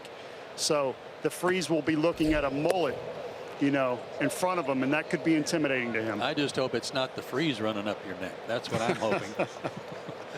I don't think he can catch you. I really don't. Well, okay. This is like a match race between Seabiscuit and War Admiral. Yeah. Yeah. Ground ball to short. And the throw to first in plenty of time. Bertie, good luck. Keep up the good work on the training. The match race is Sunday when the Phillies are in town. We stretch in Atlanta.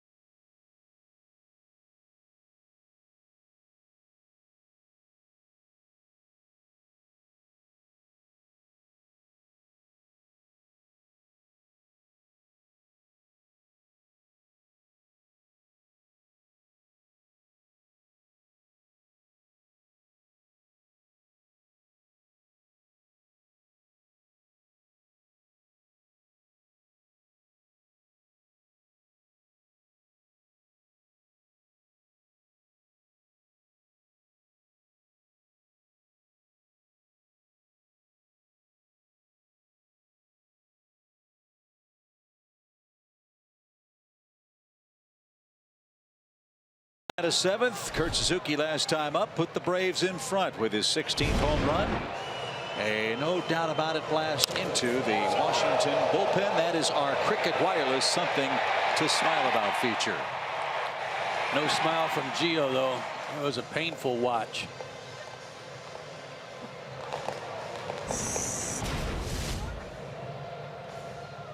Say it again. What a great year.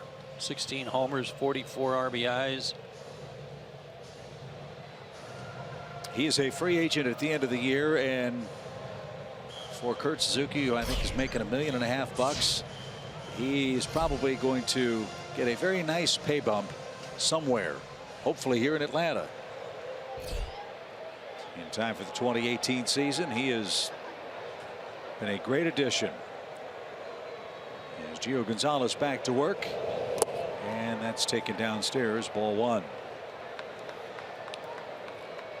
Dodgers have just taken the lead in Philadelphia, 4-2 in the 7th. Chase Utley back in Philadelphia has been cheered every time he stepped out of the dugout. Well, he had a triple in that 7th inning, part of the 4-run Dodger rally. He has to be one of the most popular players ever to play in Philadelphia. You think of the guys that have played there, that's saying something. Yeah, you bet it is. But in that, what I consider a blue-collar town, the way he went about his business, his style of play appealed to a lot of people.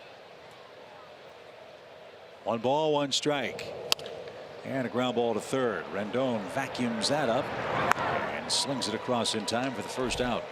That's a good description. Slings. He makes all of his throws sidearm or slinging it,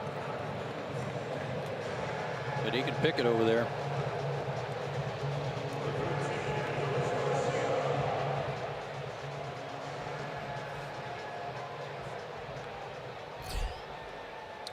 Here's Adonis.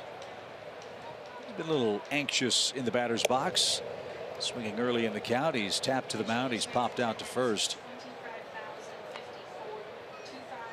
Certainly understandable with the limited playing time Adonis has had since getting hurt in June. And he hits this one into the shift to Murphy at second, and he fires to first in time. 2 out.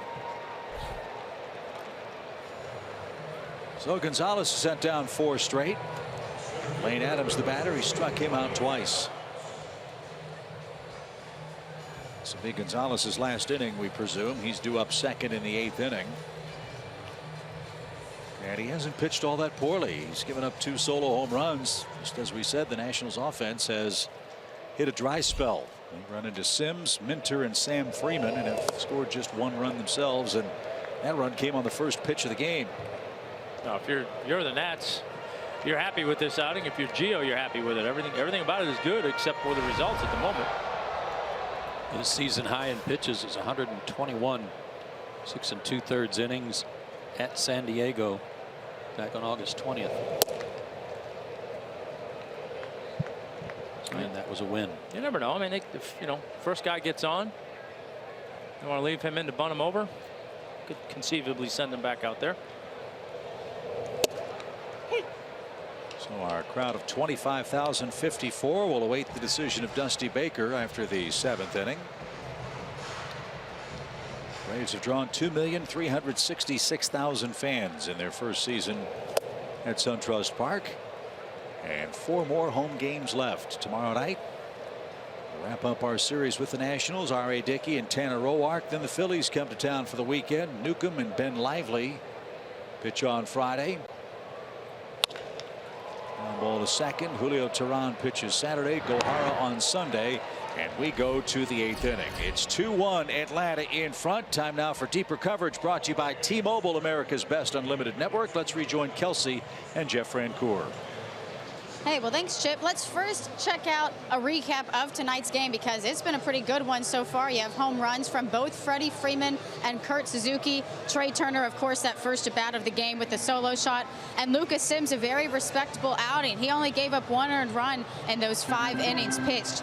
But, man, I mean, you look back at the season that Freddie Freeman was having before he got hurt, and he was having an MVP-type season, and then he got hurt and was gone for a while. But since he's come back up, he really hasn't slowed down. down, especially after he made those comments. So if we check out some of those in our Welcome to our T-Mobile Deeper Coverage of Baseball graphic, he's putting up numbers and leading the Braves in almost every category, and it's impressive with what he's been able to do.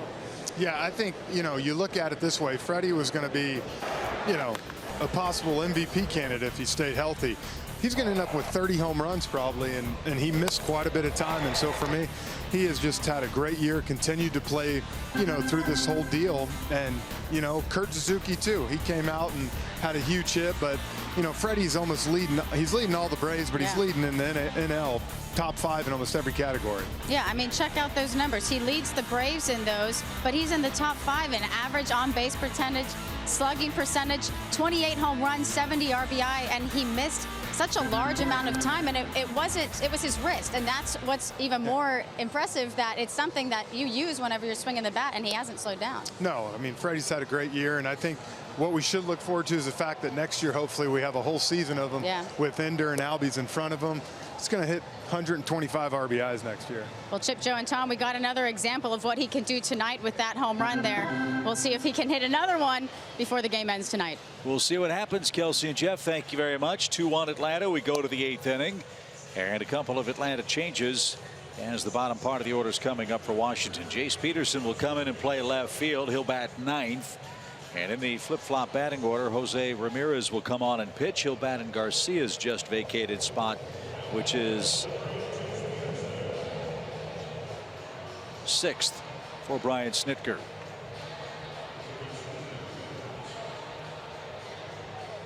So, Joe, as you say so many times, first batter, a key stat for Jose Ramirez. The first batter tonight in the 8th inning is Matt Wieters. I think it is the stat for Jose.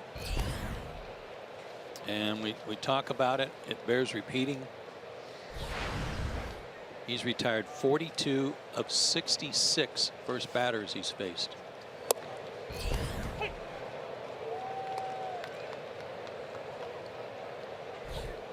This is Ramirez's 8th game against Washington. He's given up 1 run, 5 strikeouts, a 1.35 ERA.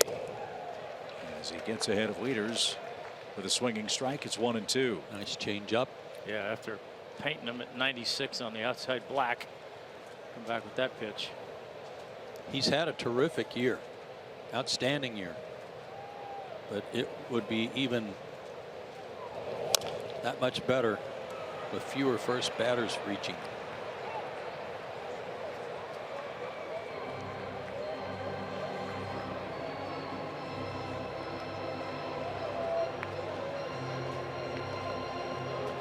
All Gio Gonzalez can do is watch and hope his Nationals offense can get it tied or put him in front. He's on the short end of a 1-run decision after 7 innings of 3 hit, 2 solo homer ball.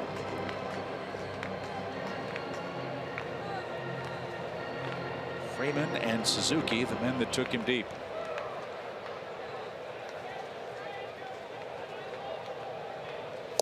Swing and a miss by Wieters. He's down on strikes, and the first batter is retired, 1 out.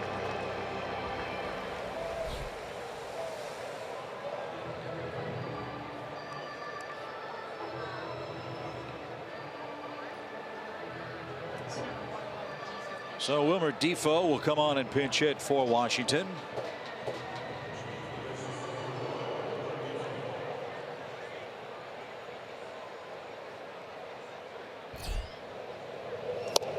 And he didn't get it. How about the Braves bullpen tonight so far? Enter Freeman and Ramirez. 2 1/3 scoreless, 3 strikeouts. 7 in a row set down.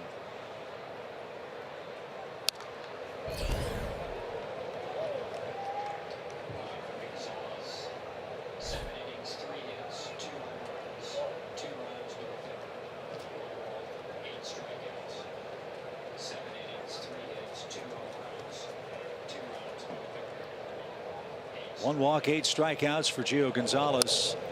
And Tom, as you said, the result to this point, not what he wanted, but the end result and the bigger picture for Dusty Baker, Mike Maddox, and Gio Gonzalez, I'm sure exactly what the Nationals want. No, for sure. After his last start in Washington against the Braves, beat up a little bit, comes out tonight. does everything he needs to do to be successful. Check swing roller. That's tough play for Dansby, and he can't do anything but pick it up. Ramirez fell off toward the first base side of the rubber. That ball was hit pretty softly. He made no attempt to get to the ball, and as he spun around, it was past the mound, and Defoe standing at first base representing the tying run.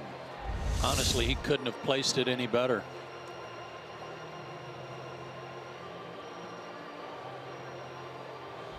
No chance for Swanson.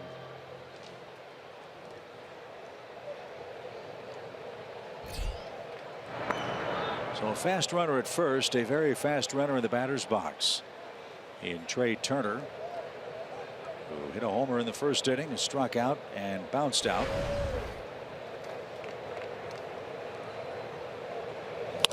And he lines one over third base. So around second goes Defoe. Jace Peterson's throws coming in towards second, and Turner with a head first slide doubles. 2 more hits for Turner, giving him 4 in this series. And the Nationals have runners at second and third with 1 out. Slider. It didn't slide. In fact, it backed up a little.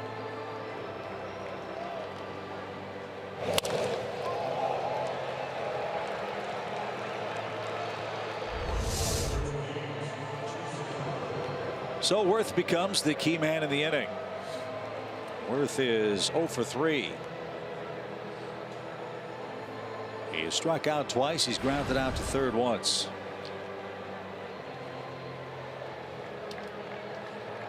Well, certainly a strikeout candidate here.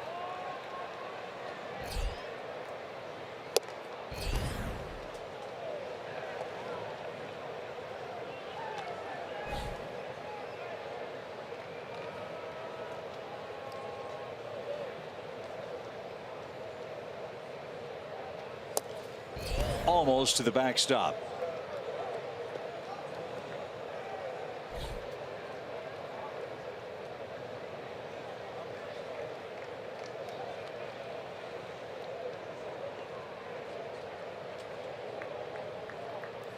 And Chuck Hernandez on his way out as Ramirez overthrowing after the Trey Turner double.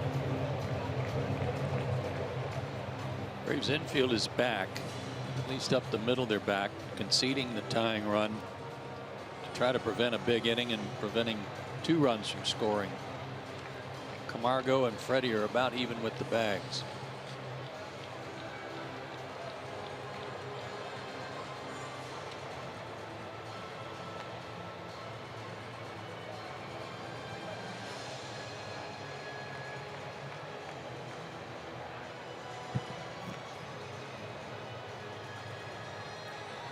I think that visit right there is just a little bit of, hey, let's slow down, let's collect ourselves. You know, I think Ramirez is still a little bit ticked off about the double, trying to overpower his way through that mistake, and then just where you got to just step off, slow things down a little bit, and recompose yourself. Just missed.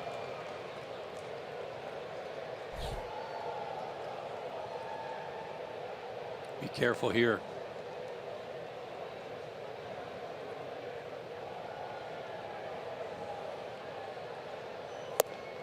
And they are loaded.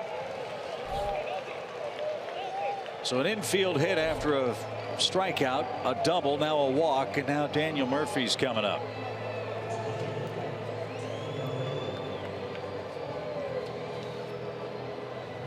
Quiet night for Murphy to this point, 0 for 3. But hitting .327 this year against the Braves, and Brian Snitker will make the long march out to the mound and go get Jose Ramirez, who got the first out but now leaves with the bases loaded in a 1-run Atlanta game. 2-1 Braves over the Nationals.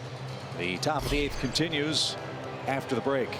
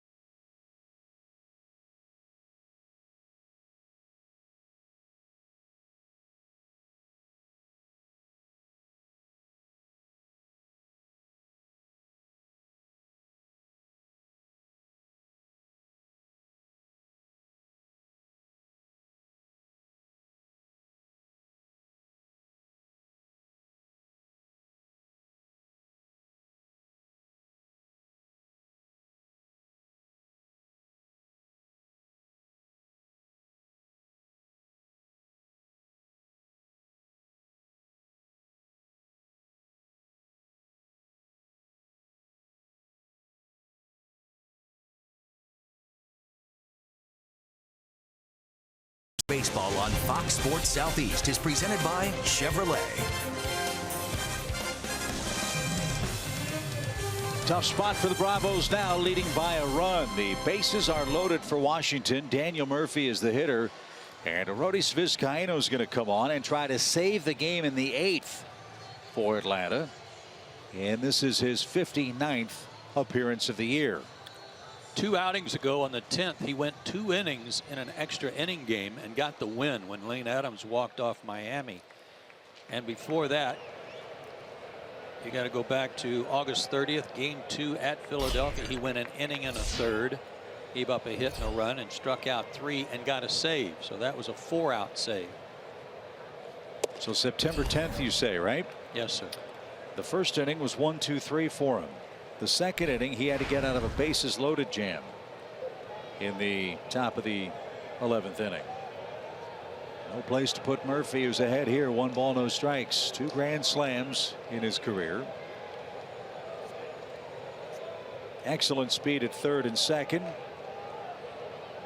Injuries have taken their tolls on Jason Worth, especially this year with his feet. He measures off his lead at first base. And high, ball 2. And Murphy has hit into 15 double plays. That's the second highest on the team to Zimmerman with 16.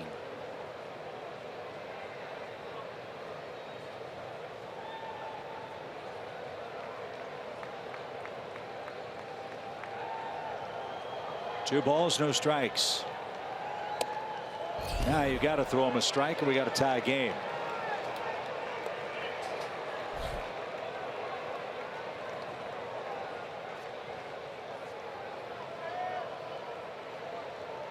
That first batter faced, such a critical statistic for a relief pitcher.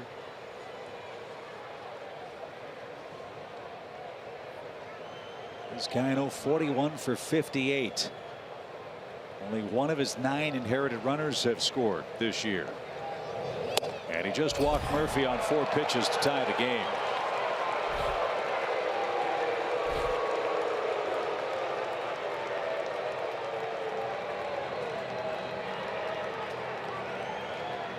So an RBI on a bases loaded walk from Murphy. Gonzalez now off the hook, and he's in an excellent position to maybe get a win himself if Zimmerman can provide a run scoring play. Ryan is 0 for 3 tonight and has 101 RBIs. Nothing a manager can do in this spot. Can't defend walks. 5 sacrifice flies for Zimmerman. He'll be trying to hack at that first strike. Great pitch.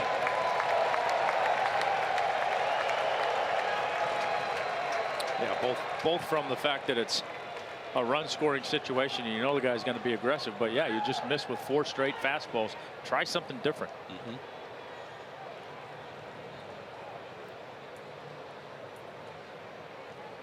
No balls and a strike.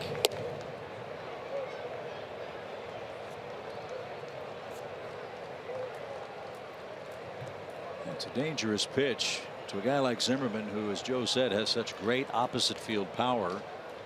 Braves are shading him as an opposite field hitter here, with Lane Adams pushed around toward right. Ball 2. To Murphy, he was missing into the right-handed batter's box with everything, but has missed away to Zimmerman. And like you said, Chip, that's a good place to go on most people, but if it's a strike on the outer third to this guy, that's where he likes it.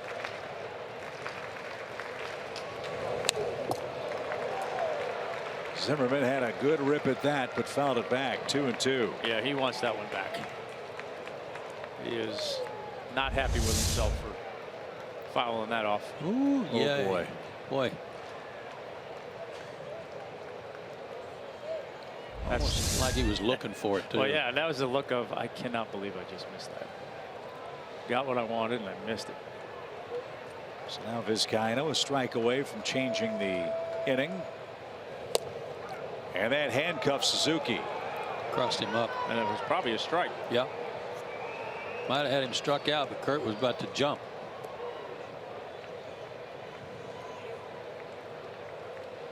Sure looked like a strike. Let's see. Whoa, That's a strike. Can't believe Kurt caught it. And he may have blocked Adam Hamari from the view of the pitch. Clock strike shows it a little high, but you never know. You might have gotten a call if you were looking for it as the catcher. So once again, you got to throw a strike or you give up another run. Too close to take. Zimmerman fought it off. 99 on that pitch too. Spoiled a good pitch there.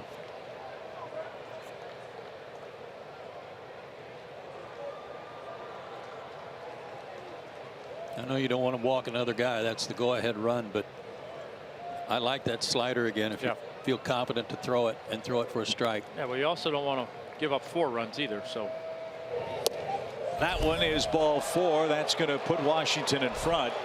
3 consecutive walks by the Atlanta Relief Corps. Ramirez with 1, Vizcaino with 2. Trey Turner scores, and the Nationals lead 3-2. that one looked like a really bad backup slider.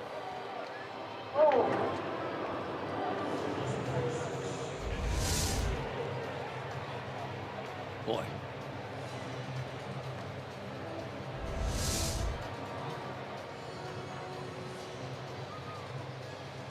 So not exactly the best sequence for Vizcaino. A cross up and then a bad miss for ball 4 to bring home Trey Turner.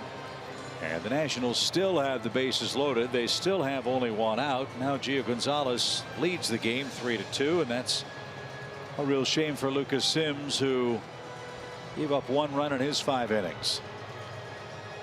And to touch on Joe's point about poetic justice in the game, Gio Gonzalez might be the man most affected by Washington's bullpen problems. Well, he stands to benefit from Atlanta's pen problems tonight. If this score holds. Now Rendon, the batter, 0 for 3. All this started with an infield hit.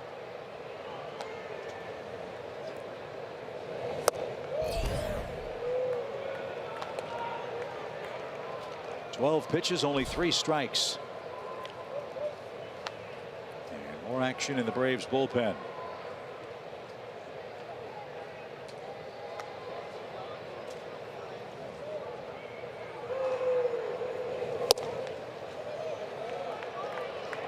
This guy's got such a good knowledge of the strike zone. He's not going to offer unless you're ahead of him in the count. Rex Brothers gets ready. Rendon 0 for 4 against Vizcaino in his career.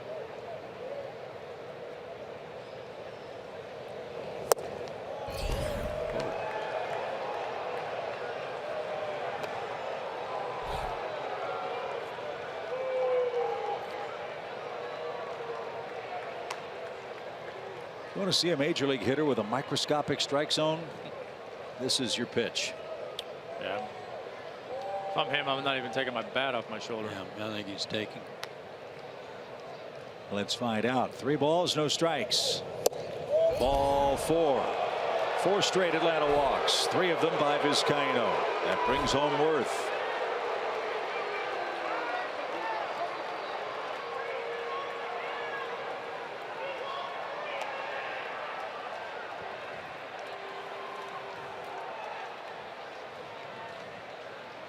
So Kurt Suzuki goes out to the mound. Vizcaino has thrown 12 balls, 3 strikes, and has walked 3 in a row.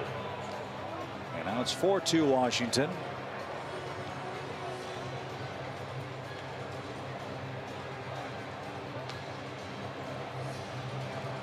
And Adam Lind is coming up.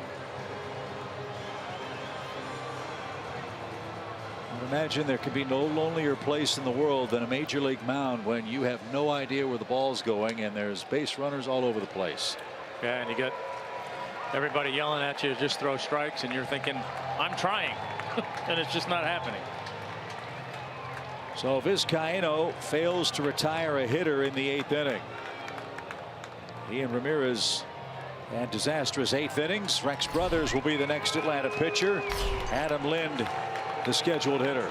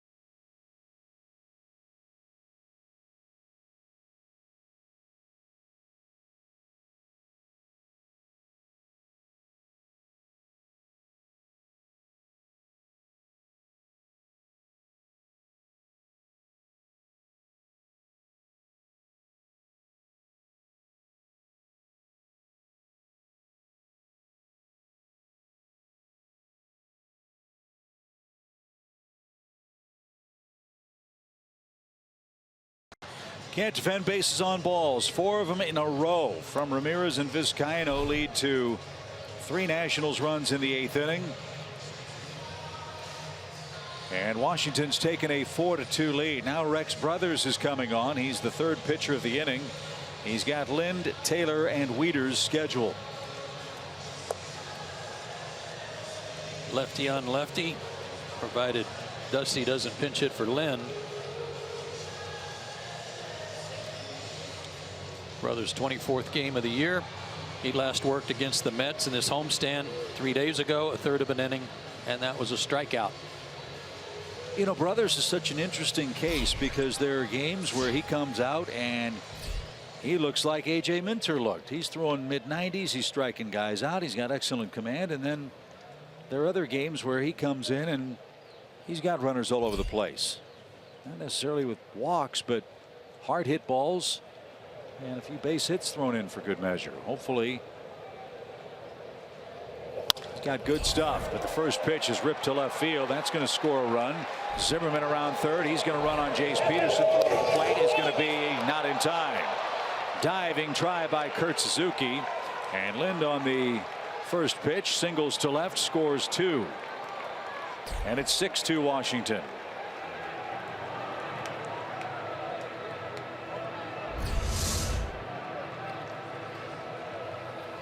First pitch hacking, fastball in. Boy, he was well off the plate to be able to get to that pitch. Good throw by Jace.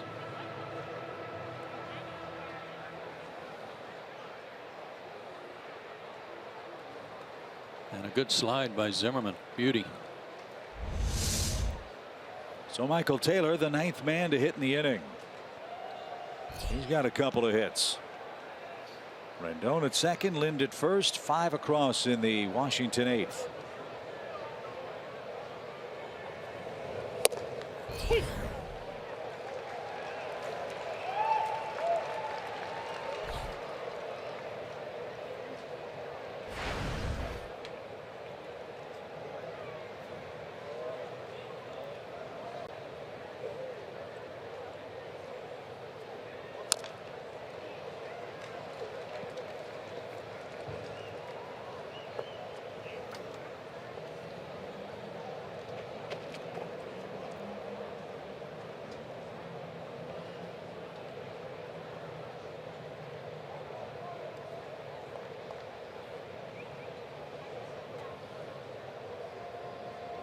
See if Taylor can hit a ground ball at somebody. The 0-2 pitch. He is up and away.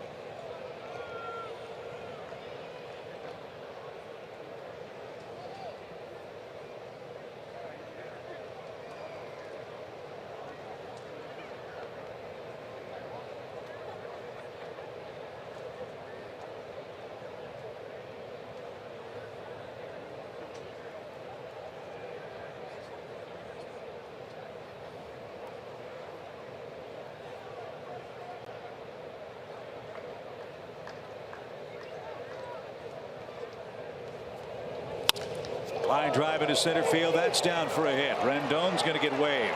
Adams' throw will be not cut off, and Rendon scores standing up. Taylor a 3-hit night.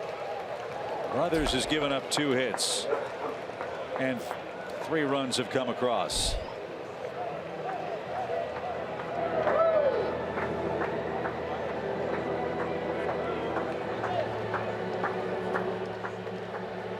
So this half inning has lasted 25 minutes.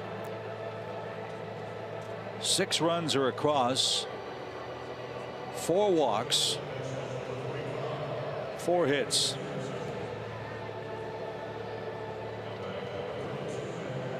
And Matt Wieters will take a peek at Andrew Stevenson pinch running out at second base. Wieters the odd man out. He's the only guy to make an out in the inning. He struck out to start things against Ramirez. Vizcaino and Brothers have followed.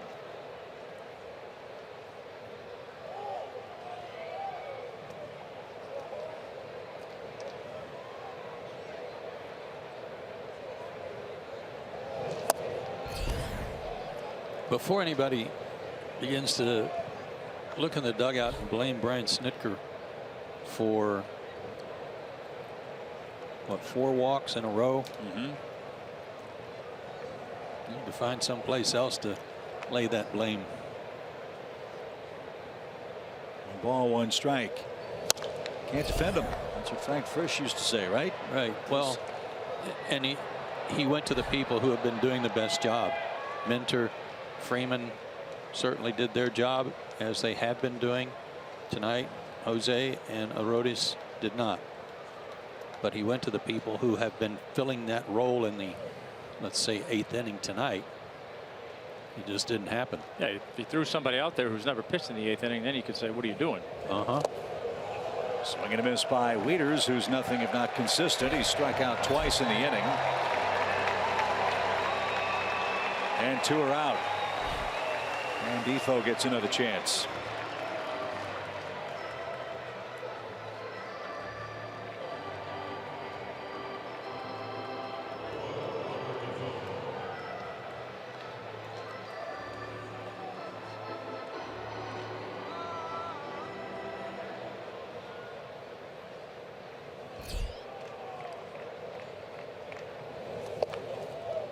Ball in the dirt, no advance. Kurt okay? That one took a bite. Well, here's a number for you that I think is kind of interesting as you take a look at the replay first. Right in the breadbasket. Since July 1st, assuming this game stays in Washington's favor, the Braves bullpen will have a 9-8 1-loss record. They will have blown 10 saves since July 1. 14 out of 24. They have given up 140 earned runs in 237 innings.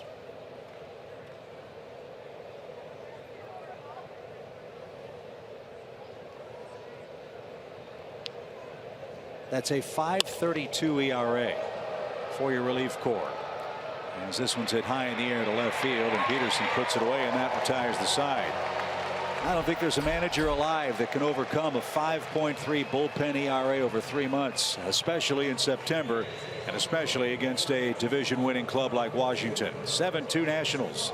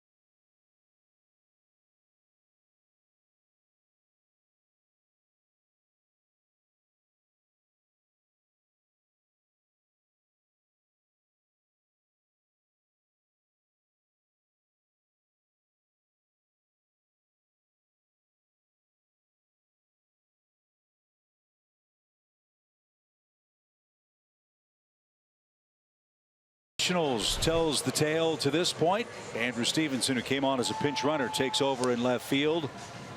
New right fielder is Rafael Bautista. And now Matt Albers has a chance to get some work in. He's got the bottom part of the Braves order coming up in the 8th. Dansby Swanson, Jace Peterson, and Ozzie Albies. He's had an excellent season all around. A 1.60 ERA. Not that many walks. Sub 200 batting average against him from both sides of the plate. Fastball tops out at 95. A lot of sliders.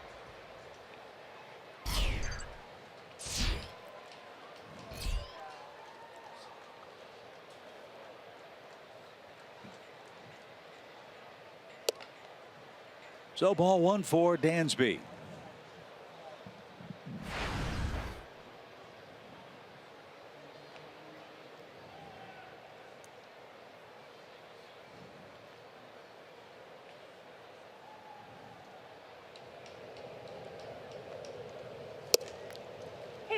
Right there, a strike.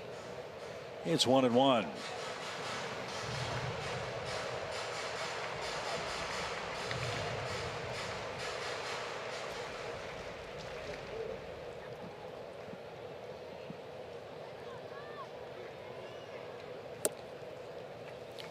We were talking about the Braves bullpen, and I know that John Coppola has said it numerous times that one of the first areas he wants to try and shore up in the offseason is the Braves bullpen, and it is certainly an area of need. I think they've got some good pieces to start with down there, but I still feel like they need a bell cow starter. That's what I was going to mention.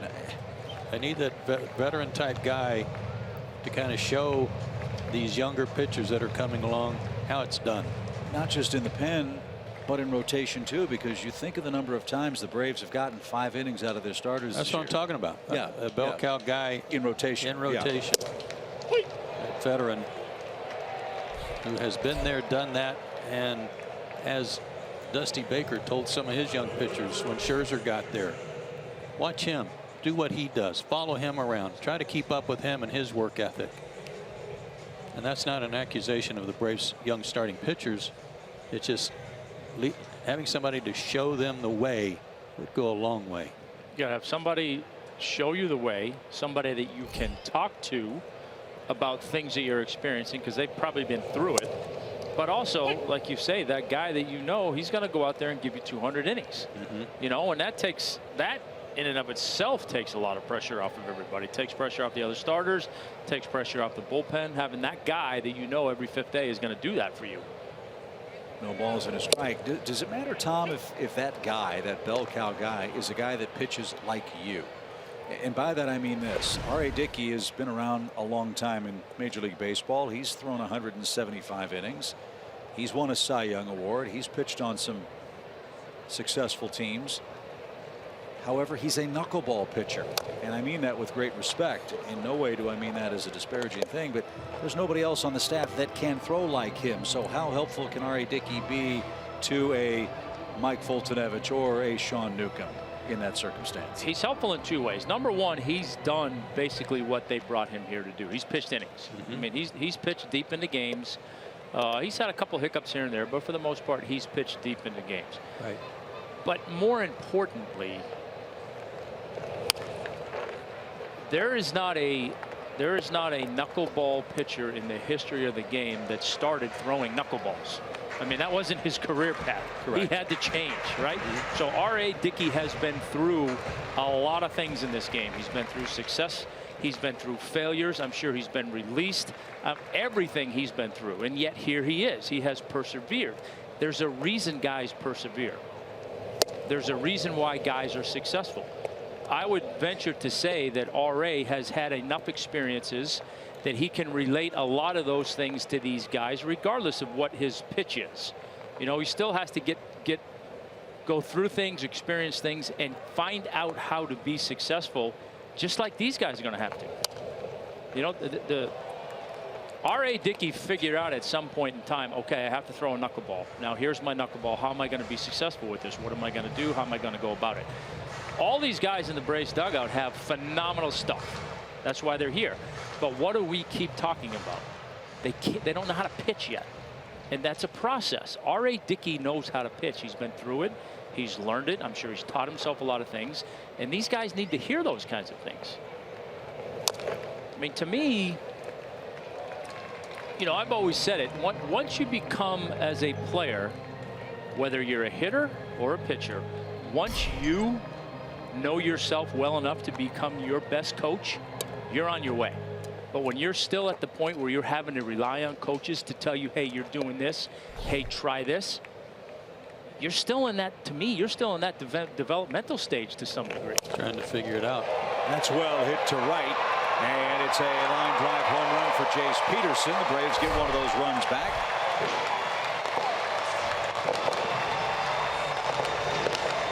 What a good at bat that was. He's had a good September, hasn't he? He has. So it's 7-3.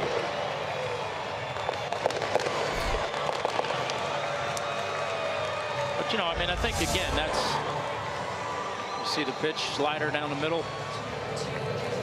Those pitches generally go a long way. But I think that's where a lot of these guys need to get to. They need to be able to do their own self-analysis, figure out, hey, what's working, what's not working, what things do I need to start doing better, and how am I going to go about doing that? That's hammered by Albies down the line and out of play. And again, for me, relating, and I don't want to be one of those guys, well, what I did, but it's all relatable. You know, like I've said many times, after my first year in the big leagues when I lost 17 games, I went home that winter and said, all right, I got to learn how to throw my fastball more often for strikes. And that's all I worked on. I didn't need a coach to tell me that. I didn't need somebody else to tell me that. I knew it from experience. How old were you? I was 21 or 22, so 87. I was 21 years old, or 88, my first full year in the big leagues, 22.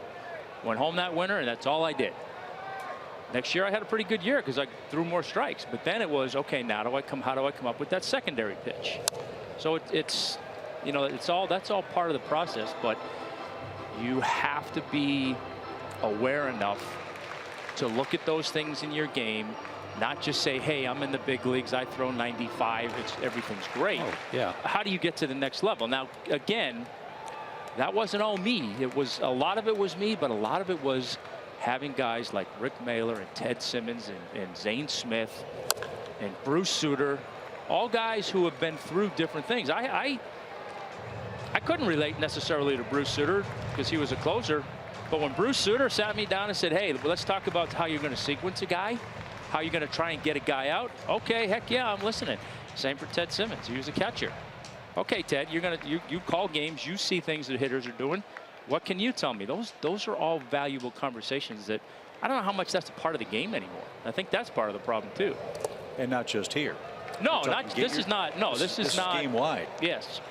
You know, I think that's a big part of the game for me that I hear from a lot of people that are still in the game is that, you know, sit around, have a couple beers after a game, and digest the game, digest what just happened, what everybody did. That's lost.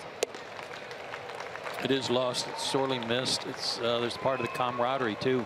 Yeah, but you learn a lot, you know, because again, you're talking about situations, you're talking about what guys did or maybe could have done differently. You figure out what things relate to you, what things don't. But if you're not having those conversations, you can never do that. Albies just got hit by that pitch. They checked to see if he swung at the ball. He didn't. And he's hobbling around behind home plate. He's in a catcher's crouch on the warning track, and Jim Lovell's going to come out and attend to him. Yeah, that was like it got all shin. Yeah, right below the knee. Let me add something to what you were talking about, and we mentioned this when we were in Washington. I was talking about with a scout that used to be in the Braves organization who I respect a lot, and he was saying, I understand you guys have I hear you have a lot of good young pitchers in your system. And he said, just because, and I said, yeah, and some of them are already in the big leagues. And he said, yeah, well, just know that just because they're in the big leagues doesn't make them a big league pitcher. It takes 2 years, in his opinion, for those guys who get here to then really master what they need to master to be successful. So I started talking to Chip about it. I said, you know, it's like Glavine got off to a rough start. Maddox, Smoltz, they all got off to rough starts. I looked at Max Scherzer's numbers when he was with Arizona. Same thing. It took a while for everybody to kind of figure out how to use what you got. Yes, no question. And I've said this. There are some there are very few guys at any position, particularly pitchers, who come up here and have success from day one, year one, and run it on right through and never have issues. Most guys, as I've talked about a lot, are going to have that roller coaster. You know, like what I always talk about is the hardest thing for a young player to establish is consistency. You know, and that's hard, and you can't do that until you really know who you are. You know, and it's like I said in my own experiences, I recognize that, okay, when I have my A stuff, I'm competitive and I can win sometimes. Beyond that, I can't. Okay, well, how do I fix that? You know, how do I go about managing that? You know, those are all experiences that these guys are continuing to go through. I think you have to remember that, you know, aside from Julio, I mean, that guy, Mike Fultonavich, has the most time in his team. And what has he got? Less than 2 years? Or, right. You know, so, I mean, they're babies in terms of learning their craft.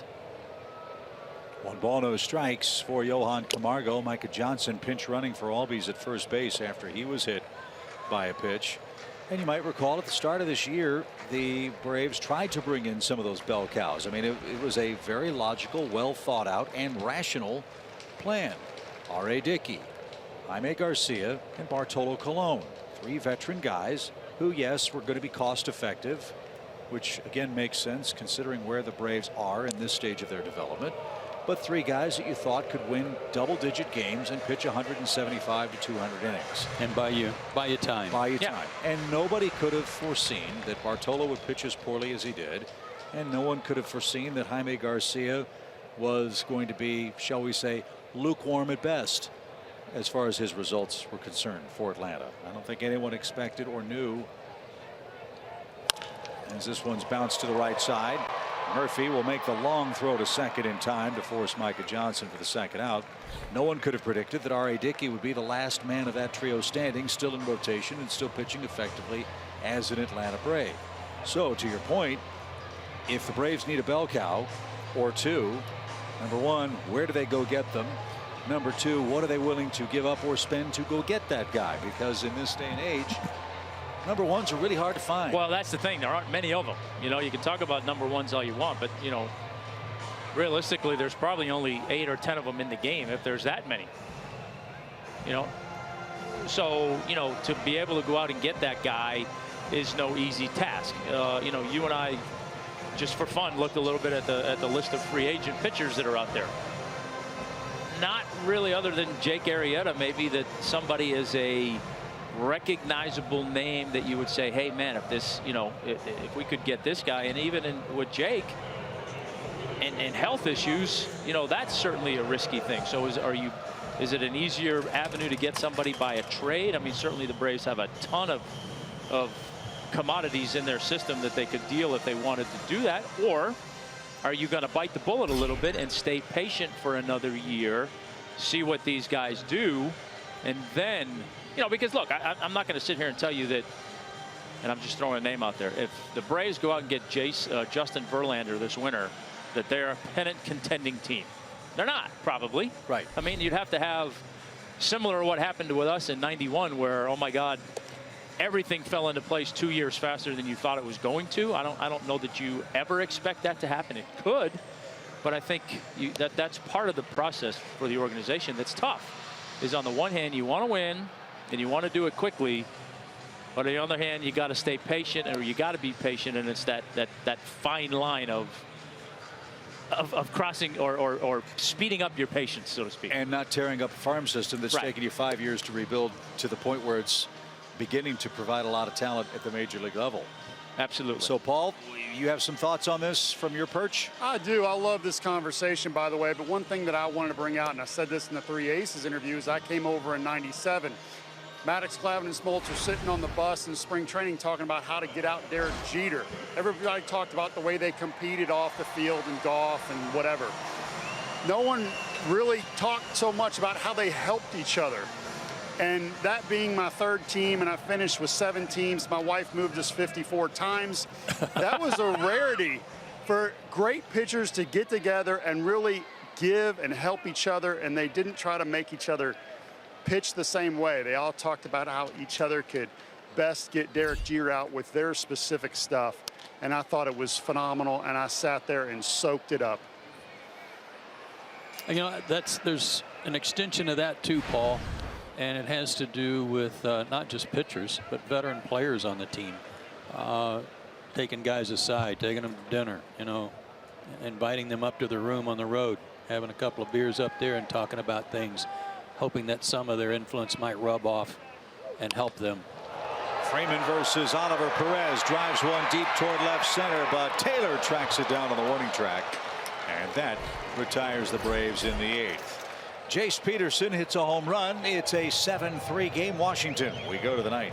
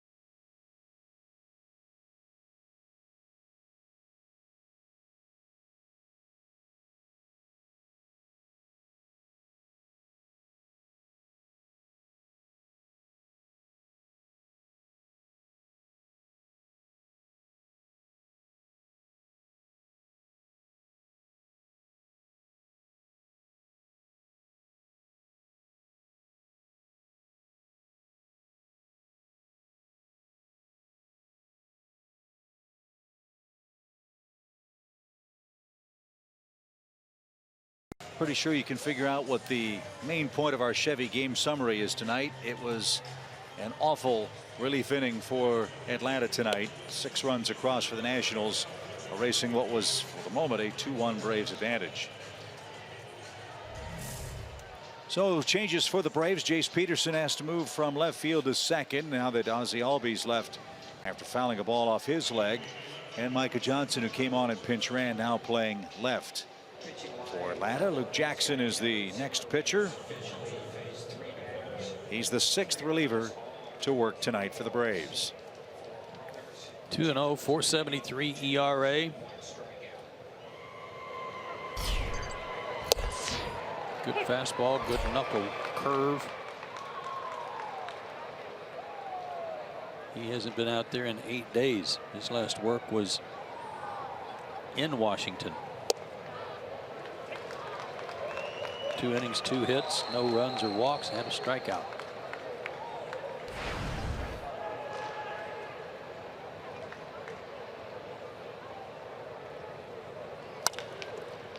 That's hit to short. And Turner is still hustling down the line. He's retired after a 2-for-5 night. And that's how the top of the 9th inning begins.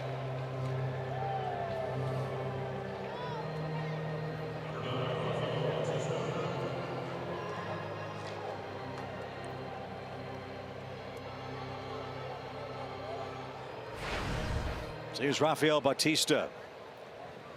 He came in the 8th inning, his first at bat, and that's skied out of play.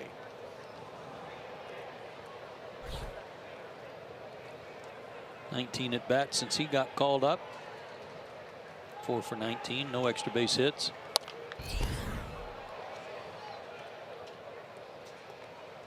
Bautista, the 11th rated prospect out of the Nationals organization, says Baseball America.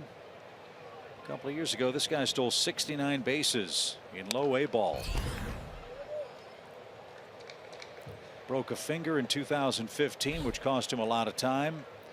Last year at Harrisburg, hit .282, stole 55 bags. Scored 76 runs in 135 games. Not a power guy. but I'm going to say he likes to swing. Yeah. Yep. 6'2", 165 pounds.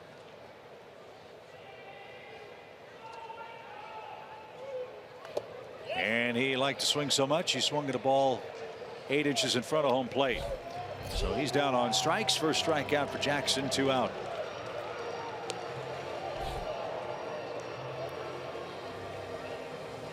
And Daniel Murphy is the next Washington hitter. Murphy was second in the parade of 4 consecutive 8th inning walks. Murphy's came with the bases loaded, and it tied the game 2 apiece. Excuse me, put him up 3-2. He scored 6 runs in that inning, 3 of them off Ramirez, 3 of them off Vizcaíno, who didn't retire a batter.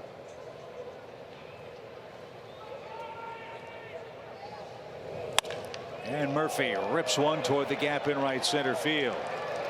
That'll be his. Well, he stopped. Now he's going to break for second, and he's going to slide in safely. Murphy slammed on the brakes at first, and then had a change of mind and headed in safely to second base with his 41st double. I was wondering what happened because I was watching Nick to see whether or not he was going to cut it off and it was going to be a triple, let alone a double. And then the next thing you know, it's like Murphy was running in quicksand. Hope Davey Lopes didn't high-five him and tell him it was a home run. Right. Like last night. We were told Murphy didn't play last night because of a hamstring.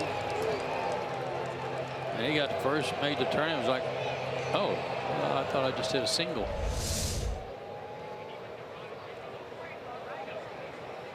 So 8 Washington hits tonight. And here's Zimmerman. He's 0 for 3. He too with a bases loaded walk. He was fooled there. Strike 1. Phillies have taken a 7-5 lead over the Dodgers in a back and forth game. That's in the 9th. Pirates in Milwaukee tied 4-4. Cardinals beat the Reds 9-2. San Diego 4-2 over Arizona. Tampa Bay beat the Cubs 8-1 tonight. This one's lifted toward first and playable for Freddie Freeman in foul ground. Zimmerman pops out. That's the inning, and it's last call time for Atlanta. 7-3, bottom of the 9th.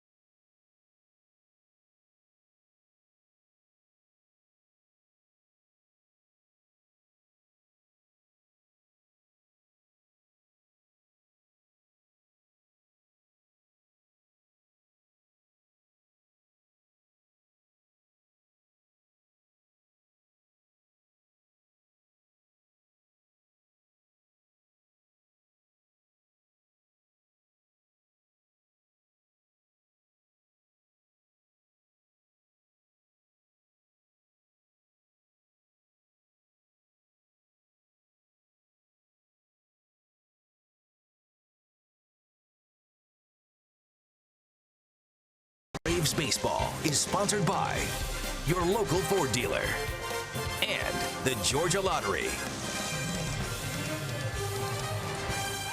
Time for the bottom of the 9th inning, and time for the Braves to take a peek at one of the 3 men acquired by the Nationals to bolster their bullpen. It's Brandon Kinsler, who came over from the Minnesota Twins. Yeah, it's not often you're able to acquire a guy who already has 28 saves and use him as a setup guy. Braves had some luck against him in Washington the other night. They were last up there, but he's got good stuff. Tops out at 95, slider, changeup, and he's used to late inning stress too. Well, it gives Dusty Baker, I guess, some more flexibility too. If he's got a predominant right-hand hitting lineup up and Doolittle's a little tired, he can send Kinsler out there. Another guy that can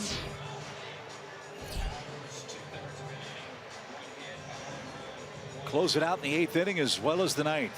And he'll try to finish off the Braves here in the 9th inning. Markakis, Suzuki, and then the pitcher's spot.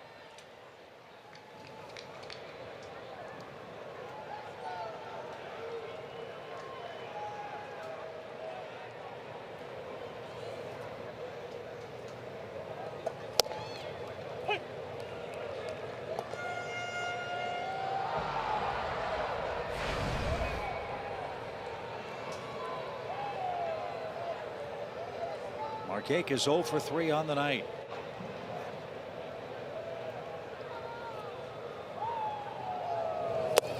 And taken low. Ball 1, strike 1.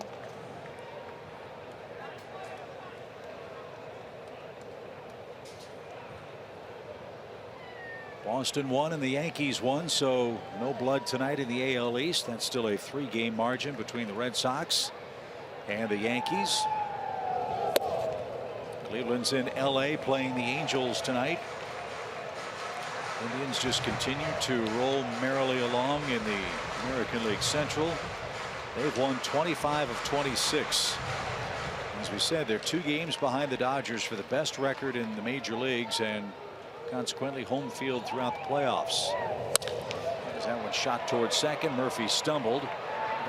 Made the play for the first out. Big night for the Angels too. They can gain some ground on Minnesota. Haven't seen the box scores, but how's Justin Upton doing? How's Brandon Phillips doing? See what Upton did last night? Yeah. Bounced a home run into that big paint can, and they say, well, it doesn't count for the $1 million because it bounced in. They have a promotion, Tommy, out in left center past the rock pile. And if a hitter hits it in, it's worth $1 million. Well, Upton hit one that bounced into the can, and of course everybody went crazy. Right. But they said no dice.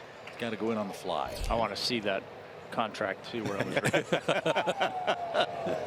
was. Line drive by Suzuki to center, and Kinsler's got the second out. Justin's got a double tonight. And Matt Kemp is going to come on and pinch hit.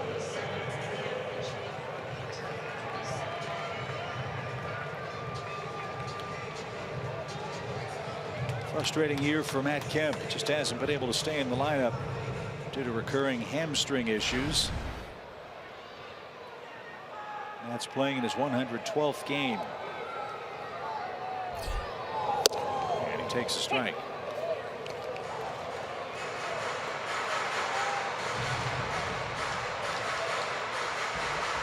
Everybody knows the Braves have Ronald Acuna waiting in the minor leagues. He will be in spring training, I'm sure, at the big league club next year, trying to win a job in spring training next year. Right now it's a very crowded Atlanta outfield.